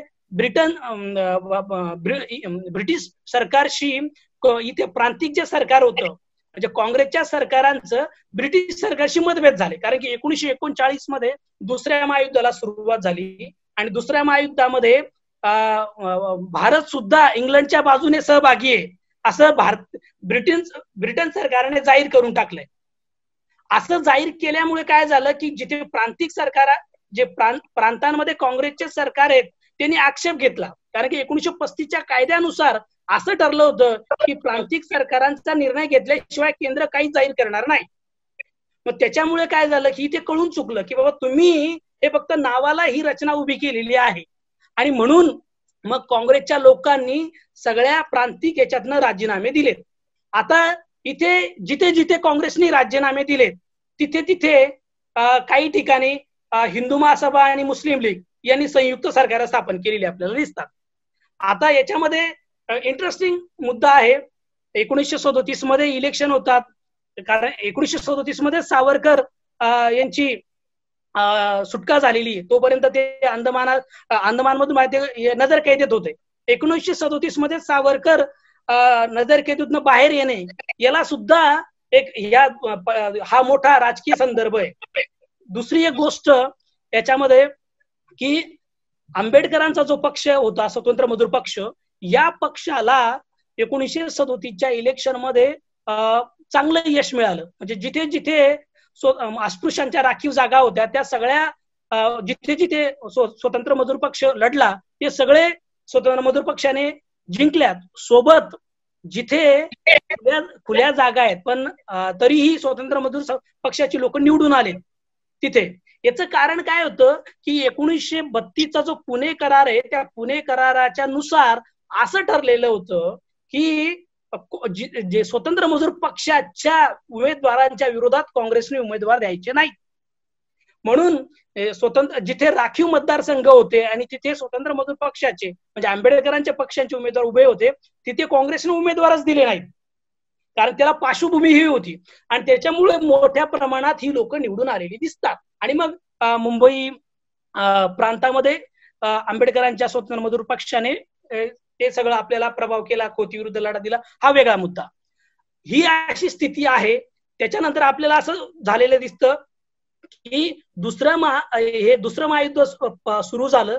दुसरं महायुद्ध सुरू झाल्यामुळे आणि काँग्रेसने माघार घेतली, तर काँग्रेसच्या विरोधातली जी मंडळी आहेत त्या सगळ्या मंडळींना ब्रिटिश सरकारने आपल्या सरकारमध्ये सामावून घेतलंय. मग त्याच्यामध्ये जे नाबं खरे काँग्रेसमध्ये होते पण त्यांनी काँग्रेसचा राजीनामा दिला आणि मग त्यांना मंत्रिमंडळात घेतलं. आंबेडकर जे काँग्रेसच्या विरोधी होते त्यांना 1942 मध्ये तिकडे केंद्रीय याच्यात घेतलं, ते मजूर मंत्री झालेत. अशा वेगवेगळ्या लोकांना म्हणून काँग्रेसची विरोधी मंडळी आपल्या वतीने आपल्या समूहांसाठी इथे आपलं राजकारण करताना दिसतात.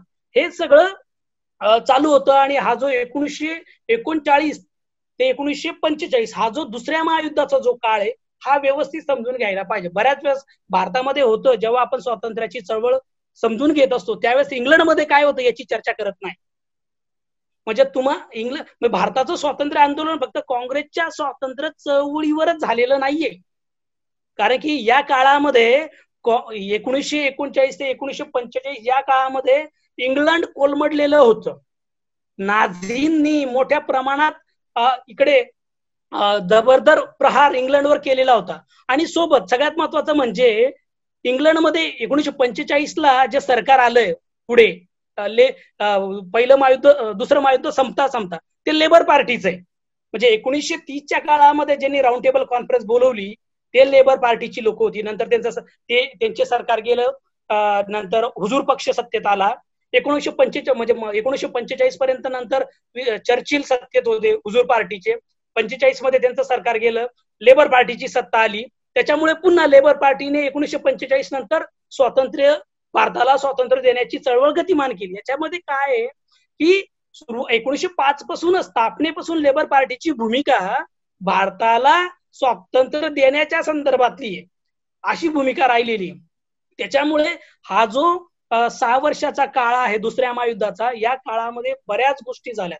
इंग्लंडमध्ये, भारतामध्ये छोडो भारत क्विट इंडिया मुवमेंट झाली. त्या क्विट इंडिया मुवमेंटने बऱ्यापैकी मोठा प्रभाव निर्माण केला. आता हे काँग्रेसमध्ये, या काळामध्ये काँग्रेसच्या अंतर्गत वेगवेगळी गट सुद्धा होती. म्हणजे काँग्रेसच्या अंतर्गत काँग्रेस समाजवादी लोकांचा गट होता. काँग्रेसच्या अंतर्गत काही आपल्याला काही मंडळी जी आहेत जी ऑल इंडिया होत होती. काँग्रेसच्या अंतर्गत एक सर्वोदयी गट होता जो समाजवादी गटापेक्षा वेगळा होता. काँग्रेसमध्ये नेहरूंचा एक स्वतःचा गट होता. काँग्रेसमध्ये सरदार पटेलांचा एक वेगळा गट होता. हे गट जरी असले, हे गट काय होते म्हणजे आजही आपल्याला एखाद्या पक्षामध्ये एका पक्षामध्येच अनेक लोक दिसतात, नेतृत्वाचा लढा तसं काँग्रेसमध्ये होतं. पण याचा अर्थ असा नाही की ते एकमेकाचे विरोधक किंवा शत्रू होते, कारण की ही एक चळवळ होती आणि या चळवळीमध्ये एकमेकांवर प्रभाव टाकण्याचा हे राजकारण आपल्याला दिसतंय. आणि मग हे चालू असताना 1939 ते 1945 भारतामध्ये अनेक गोष्टी दिसतात. आणि या घटनेमध्ये, या सगळ्या घटनांमध्ये भारतीय लोकांना याची एक जाणीव झाली की आपल्याला पुढे स्वातंत्र्य मिळणार आहे आणि हे स्वातंत्र्य कोणाच्या हाती जाईल याची ही जर चर्चा बघितली तर मग आपल्याला असं दिसतंय की काँग्रेसच्या अंतर्गत असलेले जे अनेक गट आहेत ते एकमेकांशी भांडताना दिसतात. म्हणजे स्वतंत्र आपल्या काँग्रेस समाजवादी पक्ष असेल आणि काँग्रेस समाजवादी गट आणि इतर सरदार पटेलांचा गट यांच्यामध्ये वैचारिक मतभेद आहेत. नेहरू आणि काँग्रेसच्या याच्यामध्ये वैचारिक मतभेद. महाराष्ट्रामध्ये बघितलं, महाराष्ट्रामध्ये जे शंकरराव मोरे यांचा जो बहुजन समाजवादी जो गट आहे काँग्रेसच्या अंतर्गतला, त्यांचा शंकरराव देवगिरीकर यांच्यासोबत मोठा मतभेद आहे. कारण की म्हणजे या लोकांना अशी जाणीव झालेली आहे या सगळ्या काळामध्ये, जो क्रायसिसचा काळ आहे, की आता इथे लेबर पार्टीचे सरकार आलेलं आहे आणि भारतामध्ये त्यांची सत्ता राहू शकत नाही. आणि मग त्या सगळ्या काळामध्ये आपल्याला दिसतंय की कारण की या दरम्यानच्या काळामध्येच 1939 तर 45च्या काळामध्ये क्रिप्स मिशन पण आलेलं आहे. त्या क्रिप्स मिशननी भूमिका आपण जर बघितलं तर क्रिप्स मिशननी अस्पृश्यांच्या स्वतंत्र अस्तित्वाला मान्यता दिलेली आहे. क्रिप्स मिशनला काँग्रेसने विरोध केला, क्रिप्स मिशनला मुस्लिम लीगने पाठिंबा दिलेला आहे. या सगळ्या गोष्टी याच्यातही होत होत्या. हा खूप मोठा वेगवेगळ्या घटनांचा काळखंड आहे, त्याच्यामुळे खूप सविस्तर नाही सांगता येणार, पण याचा एक परिणाम आपल्याला झालेला दिसतो. मग याच्यामध्ये आमचं प्रतिनिधित्व काय राहील, अल्पसंख्याकांच्या संदर्भातली चर्चा, असं सगळं वाढायला दिसतंय. आणि मग 1940 मध्ये आपल्याला मुस्लिम लीगच्या वतीने पाकिस्तानचा ठराव मांडला गेलेला आहे. म्हणजे हिंदू महासभा आणि मुस्लिम लीग याच्यामध्ये ही चर्चा आधीपासूनच आहे. म्हणजे ही चर्चा आधीपासून, आणि याला खूप मोठा 19व्या शतकातला सुद्धा याला पार्श्वभूमी आहे की हिंदू मुसलमानांमध्ये जे समाज प्रबोधन, चिंतन, धार्मिक सुधारणा झाल्या त्याच्यामध्ये सुद्धा याची रूट्स आहेत की बाबा हिंदू मुसलमान हे कसे वेगवेगळे आहेत. याची चर्चा 19व्या शतकापासून आहे. पण 1930-35च्या नंतर ही चर्चा झपाट्याने वाढली आणि जसं आपल्याला माहिती 1937 मध्ये सावरकरांच्या मांडणीमध्ये हिंदू मुसलमान स्वतंत्र राष्ट्र आहेत, तशी आपल्याला इक्बालांच्या मांडणीमध्ये ही चर्चा येते. आणि 1939 मध्ये पाकिस्तानने हा ठराव मान्य केला. हा ठराव मांडल्यामुळे पुन्हा चर्चा खूप वेगळ्या दिशेला गेली. काँग्रेसमध्ये एक के एन मुन्शी नावाचे एक गृहस्थ होते, जे काँग्रेसमध्ये सरदार पटेलांच्या गटातली, आणि काँग्रेसमध्ये जो एक छोटा गट जो होता तो काँग्रेसमध्ये राहून हिंदुत्ववादी राजकारणाच्या बाजूचा होता. हिंदुत्ववादी विचारांचा नव्हता, पण हिंदुत्ववादी राजकारणाच्या बाजूचा होता. त्या गटाचं नेतृत्व के एम मुन्शी करताना आपल्याला दिसतात. आणि मग त्यांनी म्हणजे पाकिस्तानची जी मागणी, सेपरेट पाकिस्तानचं जे आंदोलन मुस्लिम लीगने सुरू केलं, तो मागणी मांडली, त्याला विरोध म्हणून अखंड भारत फ्रंट असा सुरू केला. आणि मग याच्यामध्ये खूप मोठ्या प्रमाणात आपल्याला मुस्लिम लीगच्या वतीने अखंड हिंदुस्थान फ्रंटच्या वतीने आणि वेगवेगळ्या छोट्या मोठ्या संघटनांच्या वतीने लोकांना लष्करी शिक्षण देणं गरजेचं आहे, तरुणांना लष्करी शिक्षण द्यायला पाहिजे अशी चर्चा झाली. या काळामध्ये जे लष्करी शिक्षण हिंदू मुस्लिम शिखांना जे लष्करी शिक्षण दिलं, त्या लष्करी शिक्षणाने फाळणीच्या काळामध्ये जे मोठ्या प्रमाणात हिंसाचार केला. कारण की तुम्ही याच्याविषयी अनेक अभ्यासकांनी काम केलंय की लष्करी शिक्षणाची चर्चा 1935 नंतर मोठ्या प्रमाणात का वाढते, ती वाढल्यामुळे आपल्याला हे दिसतं. आणि मग फाळणीच्या काळामध्ये त्याची आपल्याला चर्चा झालेली दिसते. अशी मग मध्ये अनेक छोट्या मोठ्या राजाजी फॉर्म्युला असेल, लियाकत अली भुलाबाई देसाई, असे अनेक काँग्रेस मुस्लिम लीगच्या लोकांची पॅक्ट झाली, चर्चा झाल्यात, एकमेकांच्या बैठका झाल्यात, पण त्याच्यातनं काही बाहेर आपल्याला आलेलं दिसत नाही. असं सगळं होऊन शेवटी स्वतंत्र जाहीर करण्याची चर्चा आहे.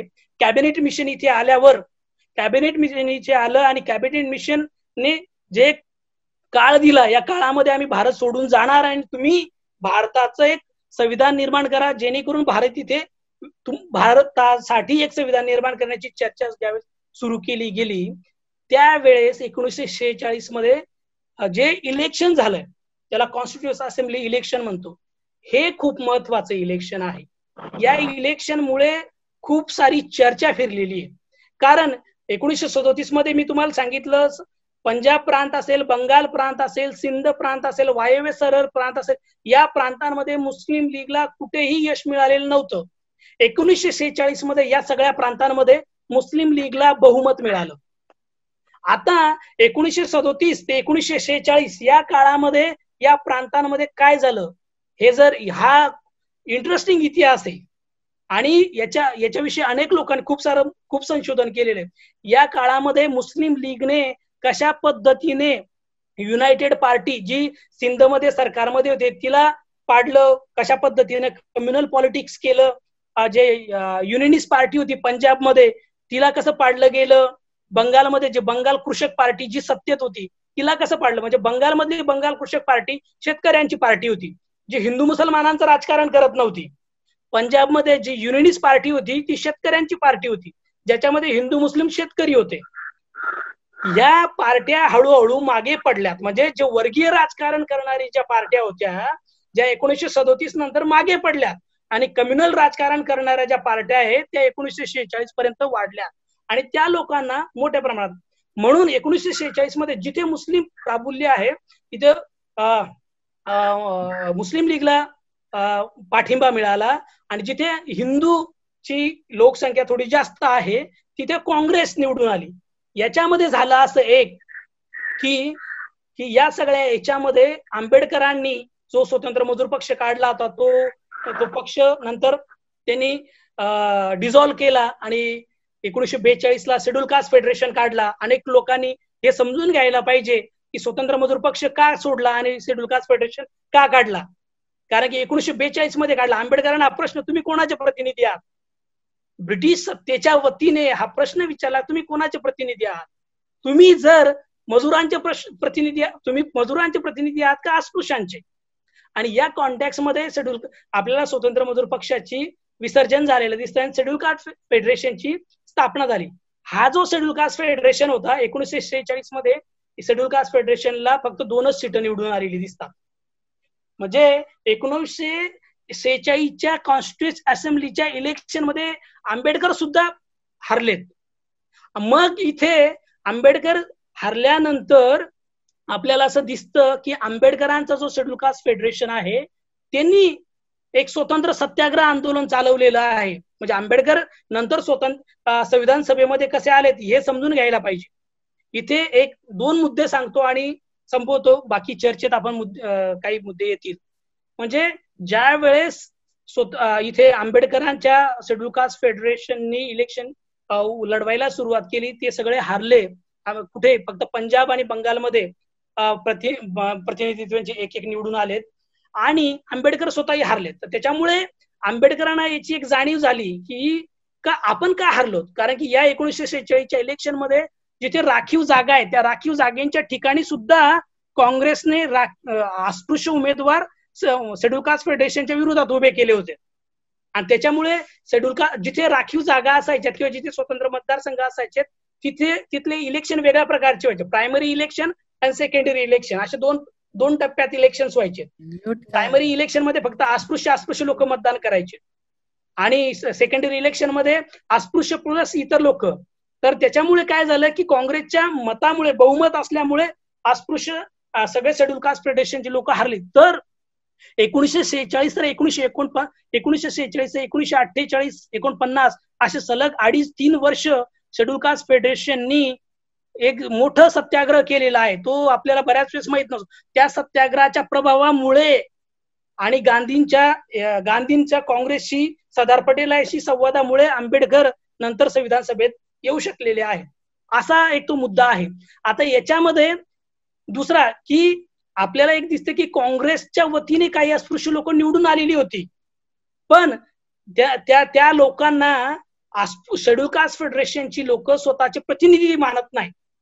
म्हणून मुस्लिम लीगने एक राजकारण केलं. मुस्लिम लीगच्या कोट्यातून शेड्यूल कास्ट फेडरेशनचे जे निवडून आले जे सदस्य होते, जोगेंद्रनाथ मंडल, त्यांना मुस्लिम लीगच्या वतीने सगळ्या जे हंगामी सरकार होतं हंगामी सरकारमध्ये सहभागी करून घेतलं. आणि मग आपल्याला माहिती की हंगामी पण याच्यामध्ये ही हंगामी सरकारचे स्थापन संविधान सभा हीच हंगामी सरकारही होतं. जे झालंय त्याच्यामध्ये क्रायसिस निर्माण झालेला दिसतो आणि मग त्याच्यामुळे मुस्लिम लीगने त्याच्यावर बहिष्कार टाकला. पुढे भारताची फाळणी झाली. फाळणी झाल्यामुळे काय झालं की जेवढी काही जे मुस्लिम प्राबल्य असलेला जो भाग होता तो वेगळा झाला. त्याच्यामुळे जोगेंद्रनाथ मंडेल असतील, नंतर आंबेडकर जे बंगालमधून निवडून आले होते मुस्लिम लीगच्या पाठिंब्यावर, ते त्यांचं सुद्धा तो मतदारसंघ बंगालमध्ये पाकिस्तानात गेल्यामुळे ते सुद्धा हे रद्द झालं. त्याच्यामुळे आपल्याला असं दिसून येतं की आंबेडकरांचं प्रतिनिधित्व इथे नव्हतं आणि मग तो सुद्धा मोठा क्रायसिस निर्माण झालेला आहे. आणि या काळामध्ये संविधान सभेमध्ये अनेक वेगवेगळी लोक आहेत, वेगवेगळी लोक, काँग्रेसच्या अंतर्गत अनेक वेगवेगळी लोक आहेत. म्हणजे नेहरूंना विरोध करणारी सुद्धा काँग्रेसची मंडळी संविधान सभेत आहेत.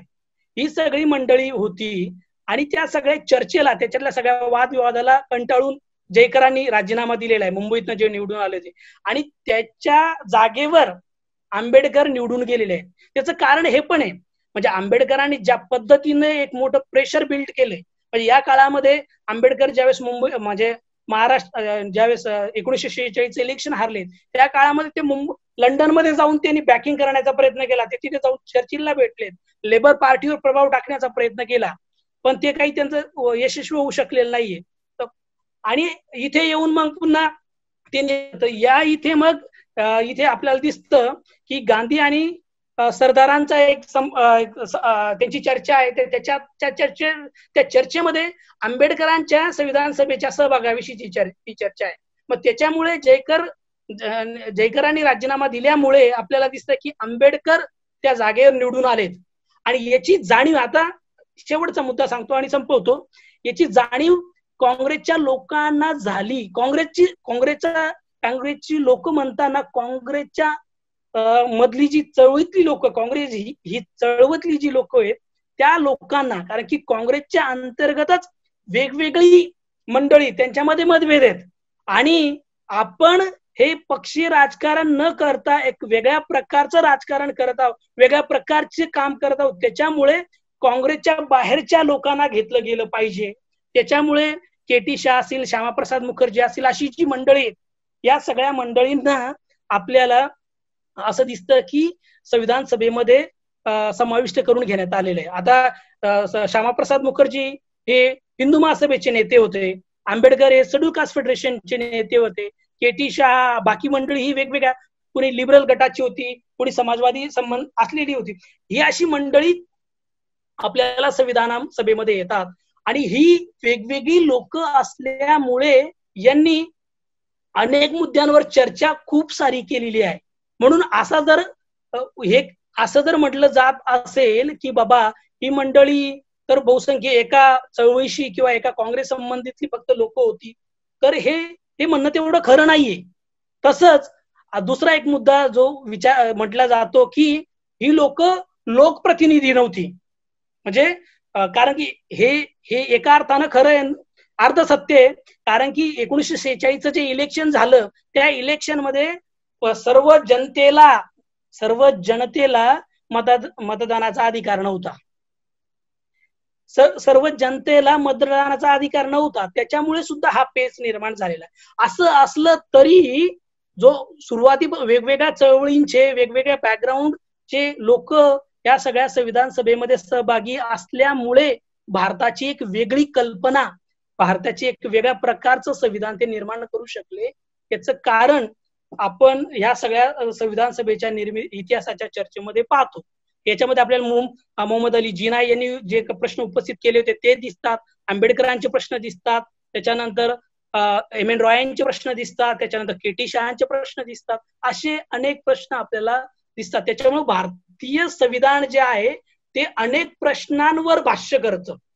त्याच्यामुळे आजही अनेक लोकांना आपल्या प्रश्नांचे उत्तर भारतीय संविधानामध्ये दिसतात. धन्यवाद. धन्यवाद. खूप छान पद्धतीने तुम्ही मांडणी केली. मुळात हा खूप मोठा विषय आहे, त्यामुळे त्या सगळ्या टप्प्यानं यायचं म्हटलं की मग थोडा वेळ कमी पडतो हे जाणवतच आहे. थोडं आपण वेळेच्या याच्यामध्ये बसूयात. एक प्रश्न असा आलेला आहे की मी काही प्रश्न घेतो जे लोकांकडनं आले, तर त्याच्यामध्ये एक असं आलेलं आहे की ही घटना निर्मितीच्या प्रक्रियेमध्ये महिलांचा सहभाग कितपत होता?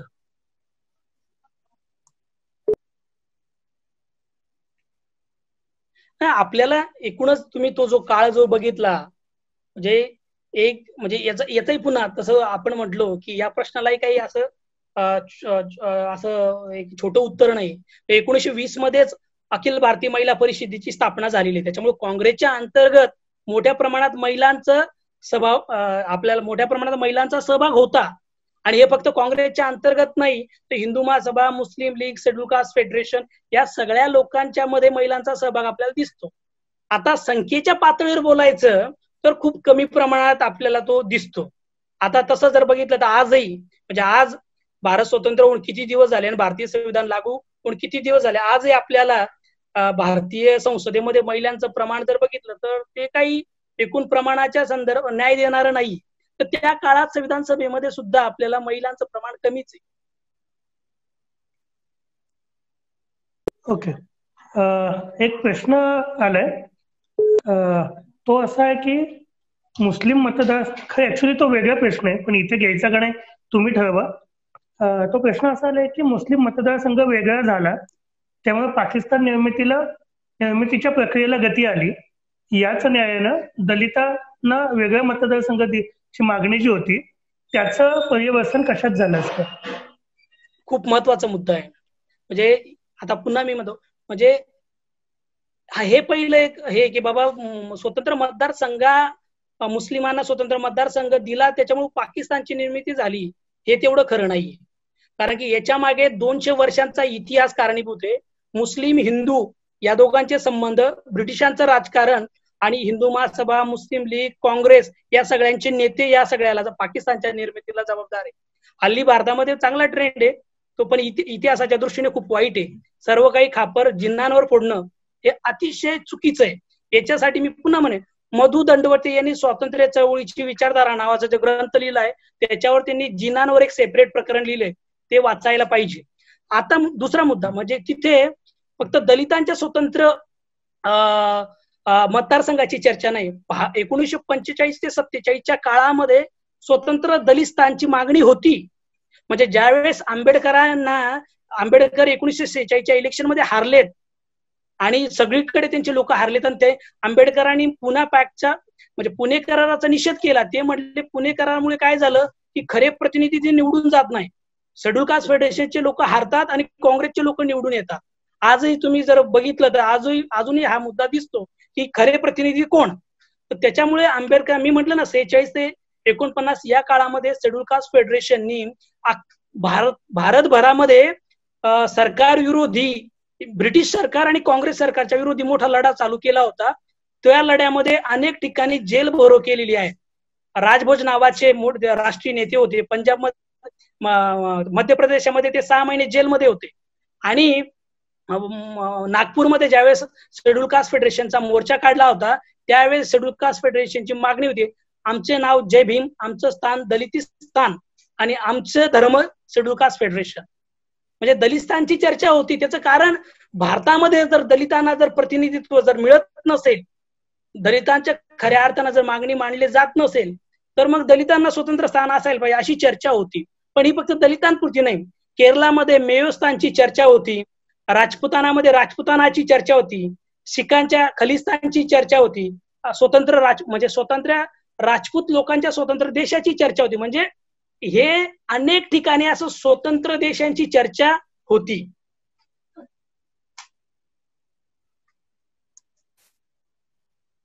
ओके.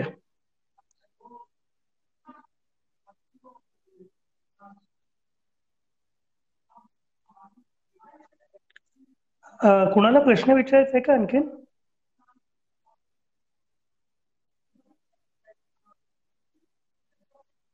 एक प्रश्न असा आला की स्वातंत्र्यापूर्वी अनेकांनी आर्थिक नियोजन करण्याचा प्रयत्न केला, उदाहरणार्थ जनता योजना, मुंबई योजना, गांधीवादी योजना.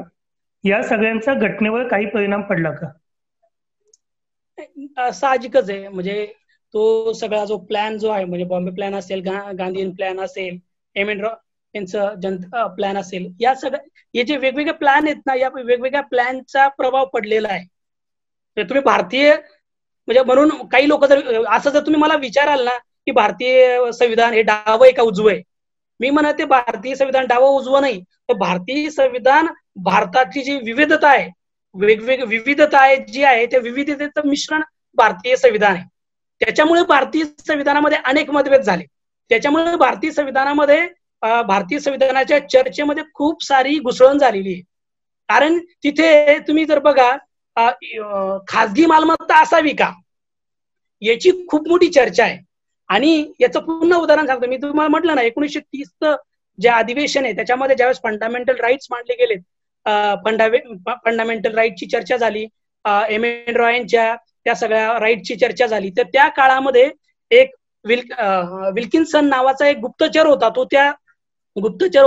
तो तिथे गेला आणि त्यांनी ते सगळ्या चर्चा नोंदवलेल्या. तर त्या 1930च्या काँग्रेसच्या अधिवेशनामध्ये म्हणजे बिर्ला असतील, त्याच्यानंतर वालचंद हिराचंद असतील, ही सगळी जी श्रीमंत भांडवलदार मंडळी जी होती, तर ती लोक घाबरली. ती म्हटली याच्यामध्ये हे सगळे ठराव काँग्रेस समाजवादी पद्धतीचे ठराव मांडतोय, तर आमचं काय होईल. तर त्या सगळ्या लोकांनी गांधींसोबत चर्चा केलेली आहे. ही चर्चा तो गुप्तचर जो होता त्यांनी नोंदवलेली आहे. आता याचा अर्थ काय, काँग्रेसच्या अंतर्गत हा वेगवेगळ्या विचारांचा जो कल जो होता तो होता. त्याच्यामुळे मी म्हटलं ना, ज्यावेळेस भारताचं स्वातंत्र्य जसं जवळ आलं त्यावेळेस काँग्रेसमध्ये खूप सारा झगडा झालेला आहे. त्याच्यामुळे समाजवादी लोक काँग्रेसमधून बाहेर पडली, त्याच्यानंतर शेतकरी कामगार पक्ष बाहेर पडला आणि त्याच्यामध्ये म्हणजे कुठला गट प्रभावी ठरेल अशी काँग्रेसच्या अंतर्गत झालं. भारतीय संविधान सभेमध्ये मोठ्या प्रमाणात काँग्रेसची मंडळी सदस्य होती आणि बाकी इतर मंडळी होती. तर त्याच्यामुळे ज्या वेगवेगळ्या योजना आहेत त्यांचा कमी अधिक प्रमाण पडलेला आहे. कुठल्याही योजनेचा पूर्णतः प्रभाव पडलेला नाही असं नाही दिसत. ओके, एक प्रश्न आलाय की तुम्ही मध्ये बोलताना संदर्भ असं दिला की प्रतिनिधी निवडताना सर्वांना मतदानाचा हक्क नव्हता, तर तो कुणाला होता असा एक प्रश्न आलेला आहे. हा पण खूप महत्वाचा मुद्दा आहे भारताच्या स्वातंत्र्य. जेव्हा आपण इलेक्शनची चर्चा करतो तर आजच्या काळामध्ये अनेक लोक असं गृहीत धरतात की आज जसं सगळ्यांना मतदानाचा अधिकार आहे तसाच सगळ्यांना मतदानाचा अधिकार असावा. असं नाहीये. म्हणजे ही मागणी म्हणजे आणि याच्याविषयी अनेक लोकांनी लिहिले, म्हणजे नेहरू, आंबेडकर ही दोन मंडळी भारतीय स्वातंत्र्य आंदोलनात ते अशी मंडळी आहे की या लोकांनी जास्त आग्रहानं सर्वांना मतदानाचा अधिकार असायला पाहिजे, ऍडल्ट फ्रँचाईज असायला पाहिजे असं मत मांडलेलं आहे. आंबेडकरांनी एका ठिकाणी तर असंही नोंदवलेलं आहे, जर सर्वांना मतदानाचा अधिकार असेल तर राखीव जागेंची आणि स्वतंत्र मतदारसंघांची पण गरज नाहीये. आम्हाला सर्वांना मतदानाचा अधिकार नाही, त्याच्यामुळे आम्हाला राखीव जागा पाहिजेत किंवा त्याच्यामुळे स्वतंत्र मतदारसंघ पाहिजे असं म्हटलं जातं.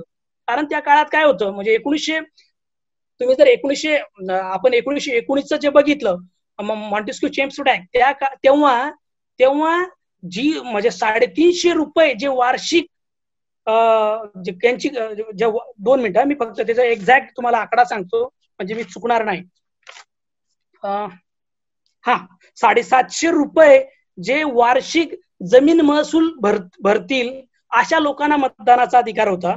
सोबत ज्या लोकांचं 10,000 उत्पन्न आहे वार्षिक अशा लोकांना मतदानाचा अधिकार होता. आणि हे जर बघितलं हे 1920 पासून ते 1935 पर्यंत सलग होतं. 1935 ते 1946 मध्ये याच्यामध्ये किरकोळ बदल झाले, पण तरीही 1946 मध्ये सुद्धा सर्वांना ऍडल्ट फ्रँचाईज म्हणजे सर्वांना मतदानाचा अधिकार नव्हता.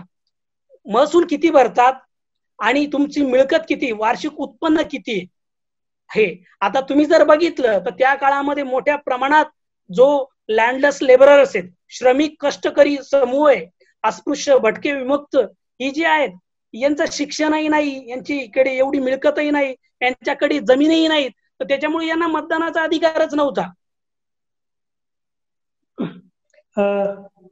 मगाशी थोडी त्याची चर्चा झालेली आहे, पण तरी एक प्रश्न असा आलेला आहे की बाबासाहेबांना घटनेचं शिल्पकार असं म्हणतात, पण घटना कमिटीमध्ये तर अनेक माणसं होती, इव्हन मसुदा समितीत पण 7 माणसं होती, तर मग बाबासाहेबांनाच घटनेचं शिल्पकार का म्हणायचं? ओके, हा खूप पॉप्युलर प्रश्न आहे. म्हणजे अनेक वेळा हा प्रश्न विचारणारे लोकांचा हेतू शुद्ध आहे का हा पण बघायला पाहिजे. म्हणजे काही लोक प्रामाणिकपणे विचारतात, तो मुद्दा नाही. आता घटनेचे शिल्पकार म्हणणं म्हणजे त्याचा असा अजिबात हेतू नाही की आंबेडकरांनी एकट्याने ती बनवली.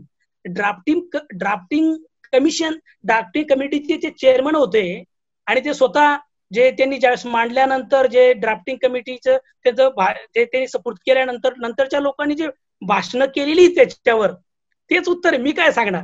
म्हणजे अनेक लोकांनी म्हटलं की आंबेडकरांनी किती मेहनत घेतलेली आणि स्वतः आर्किटेक्ट आंबेडकरांना तुम्ही मी नाही म्हटलेलं, हे संविधान सभेतल्या लोकांनीच म्हटलेलं आहे. पण याचा अजिबात असा अर्थ नाही की फक्त आणि फक्त आंबेडकरांनी घटना लिहिली.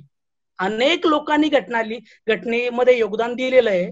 ड्राफ्टिंग कमिटीमध्ये आंबेडकरांचं महत्वाचं योगदान आहे.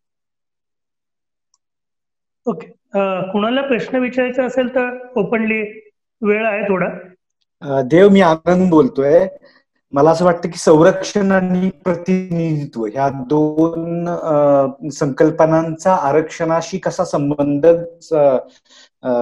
भारतीय संविधानामध्ये आला त्याच्याबद्दल थोडा प्रकाश पडला तर. संरक्षण आणि प्रतिनिधित्व याचा संदर्भ हा आरक्षणाच्या मुद्द्याशी आणि संविधानाचा तो कोर आत्मा कसा झाला त्याच्याबद्दल जर थोडं भाष्य केलं.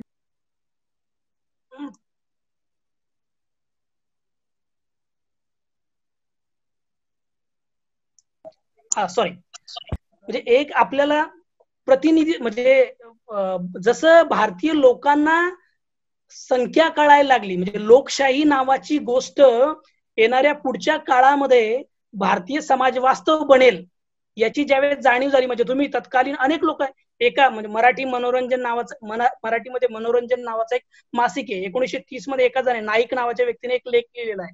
त्यांनी लोकांना उद्देशून म्हटलेलं आहे की येणाऱ्या पुढच्या काळामध्ये लोकशाही हे समाजाचं वास्तव असेल आणि तिथे ना संख्याबळाला खूप महत्व असेल. संख्याबळावरनं तुमचं प्रतिनिधित्व ठरेल. असं ही चर्चा 1930 पासून लोकांना जात. त्याच्यामुळे लोकशाहीला आपण लोकांना आणि संख्येला महत्व द्यायला पाहिजे अशी चर्चा त्या 1930 पासून सुरू झालेली दिसते.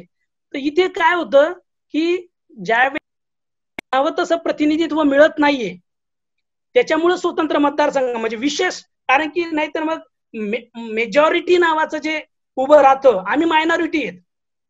आम्ही मायनॉरिटी त्याच्यामुळे मेजॉरिटी काय करेल. आणि लोकशाहीचं एकदम लोकशाहीची खूप उथळ व्याख्या बहुसंख्याकशाही आहे.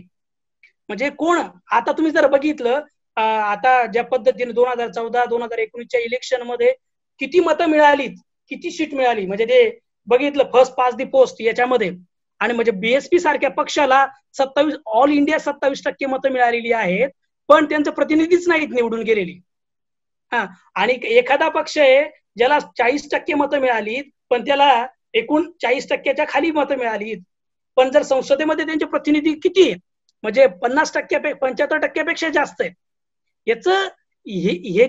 याची जी जाणीव जी आहे ती त्या काळातल्या अल्पसंख्याक समूहांमध्ये, मग धार्मिक अल्पसंख्याक असू द्या की जातीय अल्पसंख्याक लोक असू द्या, यांना कळाली.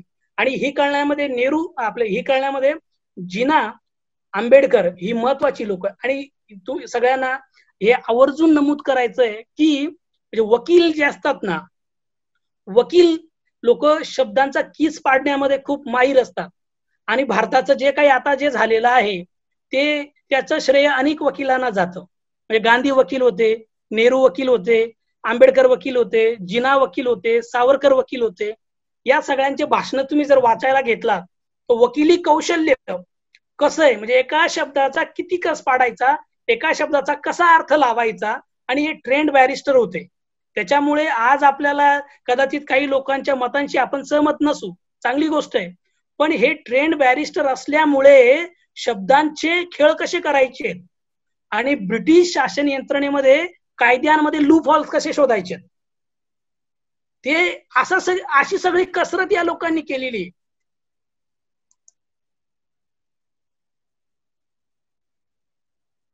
ओके, आणखीन कोणाचा प्रश्न आहे का? तोपर्यंत एक प्रश्न आलाय तो मी ठीक आहे. विचारतो. कौशल हा बोल. हा बोल वाचतो कौशलचा प्रश्न आहे.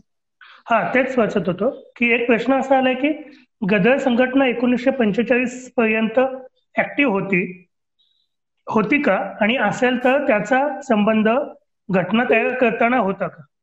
हे 1900 ती तशी तुम्ही गदर संघटना बघितलं ते आजही गदर संघटनेची लिगसी लागू घेऊन जाणारे भारतात आजही लोक आहेत. म्हणजे गदर संघटना आम्ही तिचे वैचारिक वारसदार आहोत आजही भारतात बनणारी लोक आहेत.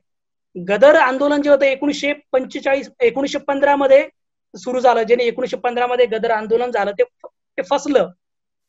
त्याच्यातनं अनेक जी लोक होती म्हणजे ज्याच्या बाबा सोनसिंग भाकना हे अनेक वर्ष अंदमान जेलमध्ये होते. ते अंदमान जेलमधनं बाहेर पडल्यानंतर पंजाबमध्ये ते वेगवेगळ्या शेतकरी आंदोलनाशी जोडले गेले. त्याच्यानंतर अजून एक बाबा भुक्या सिंग अशी एक व्यक्ती होते. बाबा भुक्या सिंग हे गदर आंदोलनात होते. गदर आंदोलनानंतर ते आपल्याला या अनेक आंदोलनांमध्ये होते आणि शेवटी 1970 पर्यंत ज्या क्रांतिकारी चळवळी होते त्याच्यामध्ये होते. म्हणजे ही गदरची आंदोलनातली जी त्या काळातली तरुण पिढी होती जी मारली गेली, जी फासावर गेली ती गेलीत, पण जी अंदमानमध्ये गेली पुढचे 20-20 वर्ष अंदमानमध्ये राहिली, नंतर जी ज्यावेळेस अंदमानमधनं बाहेर आलीत त्यावेळेस त्यांनी जी लाल कम्युनिस्ट पार्टीची स्थापना केली होती 1948 मध्ये. त्याच्यामध्ये त्यांचा मोठा सहभाग होता. त्या पार्टीचं प्रत्यक्ष संविधान सभेमध्ये कोणी दिसत नाही.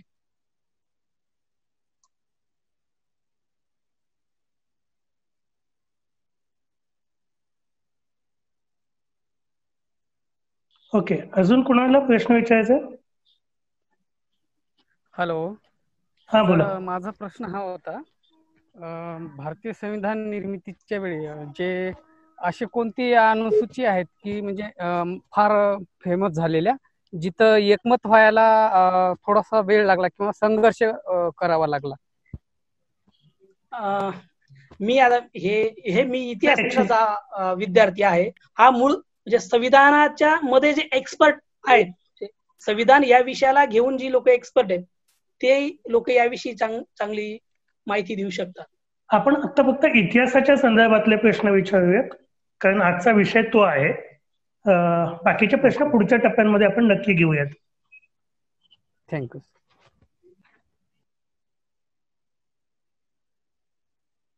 एक प्रश्न असा आलेला आहे की सोशलिस्ट आणि कम्युनिस्ट यांचं संविधान निर्मितीत काय योगदान होतं?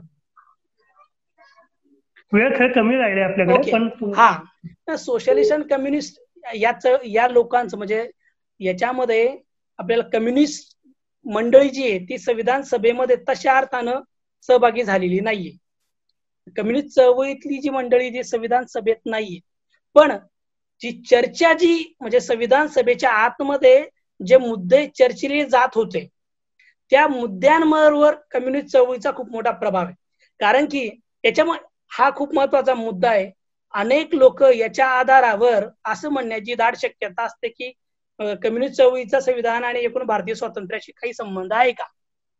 तर याला मी आधी जे एकदम सुरुवातीला उत्तर दिलंय म्हणजे एक भारताच्या स्वातंत्र्य आंदोलनात ही सगळी वेगवेगळी मंडळी होती. त्या सगळ्या वेगवेगळ्या मंडळींना याची जाणीव झाली होती की पुढच्या काळामध्ये वेगळ्या प्रकारचं एक स्वशासन निर्माण होणार आहे.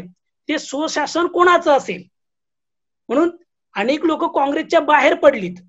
त्यांनी 1900 काँग्रेसच्या बाहेर पडली, स्वतःचे पक्ष स्थापन केले.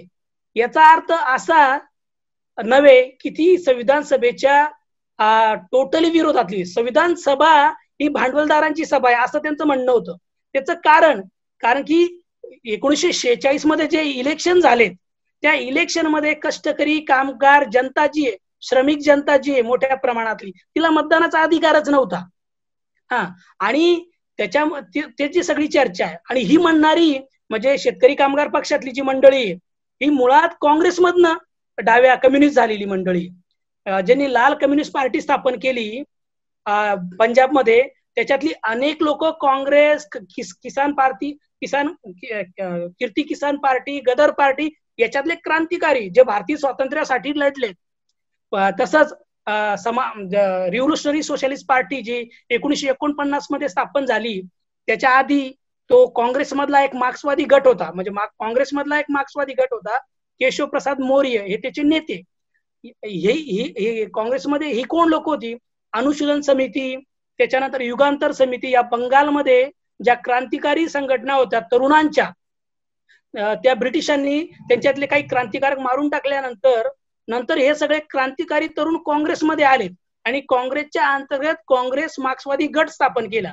पुढे ही लोक काँग्रेसमधनं बाहेर पडली आणि त्यांनी सोशलिस्ट रिव्होल्युशनरी पार्टी स्थापन केली. म्हणजे ही सगळी लोक एक वेगळा भारत, एक कष्टकऱ्यांचा, एक समाजवादी, एक जिथे समतामूलक भारत निर्माण होईल असं स्वप्न पाहणारीच लोक होती. संविधान सभेमध्ये प्रतिनिधी निवडून देण्यासाठी जो क्रायटेरिया आहे तो अनेक लोकांना मान्य नव्हता. ओके. एक फेसबुकवरती प्रश्न आलेत, आपण फेसबुकचे पण प्रश्न घेतोय. फेसबुकवरती एक असा प्रश्न आलाय की जसं आपण यांचं योगदानाबद्दलची थोडी चर्चा केली, तसं हिंदू महासभा किंवा RSS हे ज्या वेळेला उपलब्ध होतं त्यांची या निर्मितीच्या एकूण प्रक्रियेबद्दल काय भूमिका होती? याच्यामध्ये दोन, म्हणजे आपल्याकडे पुन्हा एक हिंदू महासभेकडे RSS हे त्यावेळेस पक्ष नव्हता, एक ती संघटना आहे आणि ती संघटना तिचं एक हिंदू राष्ट्र निर्माण करण्याचं एक राजकारण करण्याची एक ते भूमिका त्यांची होती. त्याच्यामध्ये हिंदू महासभा आणि RSS या काळामध्ये खूप मोठा वैचारिक झगडा आहे. म्हणजे 1939 पासून विशेषतः हेडगेवार यांचं निधन झाल्यानंतर सावरकर आणि कोळवळकर यांच्यामध्ये खूप सारे मतभेद झालेले. हिंदू महासभा ही RSS ला गिळंकृत करण्याचा प्रयत्न करत होती, त्याच्यामुळे RSS ही हिंदू महासभेसोबत कधी राहिली नाही. हिंदू महासभा एक स्वतंत्र, म्हणून हिंदू महासभेने RSS ला काउंटर करण्यासाठी पुढच्या काळामध्ये हिंदू राष्ट्र दल असं सुद्धा स्थापन केलं होतं. पण याचा अर्थ असा नाही, काही विशेषतः महाराष्ट्रामध्ये अशी काही मंडळी होती जी एकाच वेळेस हिंदू महासभा आणि RSS यांच्या संबंधित यांच्यासोबत जोडून असायची. पुण्यामध्ये प्रामुख्याने अशी मंडळी जास्त होती.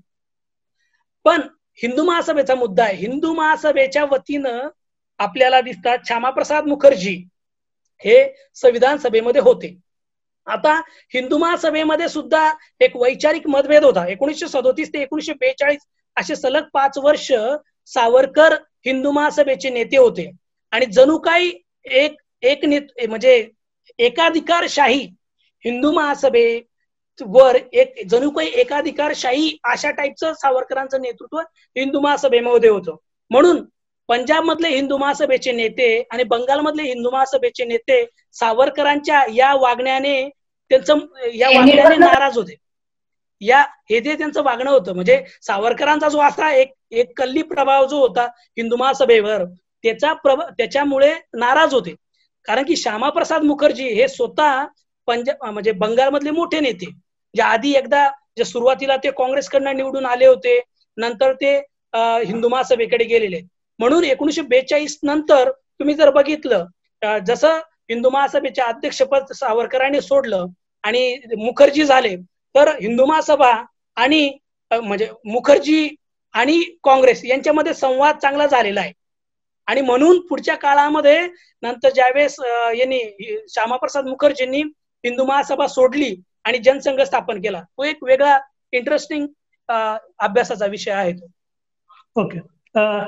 खूप छान मांडणी चालली आहे, पण आपल्याला थोडं वेळेचं गणित बघून आपली चर्चा थांबवावी लागेल. एक फक्त जाताना एक प्रश्न जो आलाय की या संदर्भातली काही पुस्तकांची नावं आपण सुचवाल का? समजून घ्यायला. हो, याच्यामध्ये मी काही मराठीतली पुस्तकं आहे. ते वेड्या मना तळमळशी नावाचं एक वामनराव कुलकर्णी, जे रॉयवादी गृहस्थ होते, त्यांचं एक पुस्तक आहे. याच्यामध्ये आंबेडकर, जिन्ना, इक्बाल आणि स्वातंत्र्य आंदोलनाविषयीची चांगली मांडणी आलेली आहे. ते बघायला पाहिजे, वामनराव कुलकर्णी यांचं वेड्या मना तळमळशी. त्याच्यानंतर मधु दंडवते यांचं पुस्तक आहे स्वातंत्र्य आंदोलनाच्या चळवळीची विचारधारा, ते पुस्तक आहे. त्याच्यानंतर शेखर बंदोपाध्याय हिस्टॉरियन आहेत, त्यांचं फ्रॉम प्लासी टू पार्टिशन नावाचं पुस्तक आहे. आधुनिक मॉडर्न इंडिया नावाचं एक पुस्तक आहे सुमित सरकार यांचं.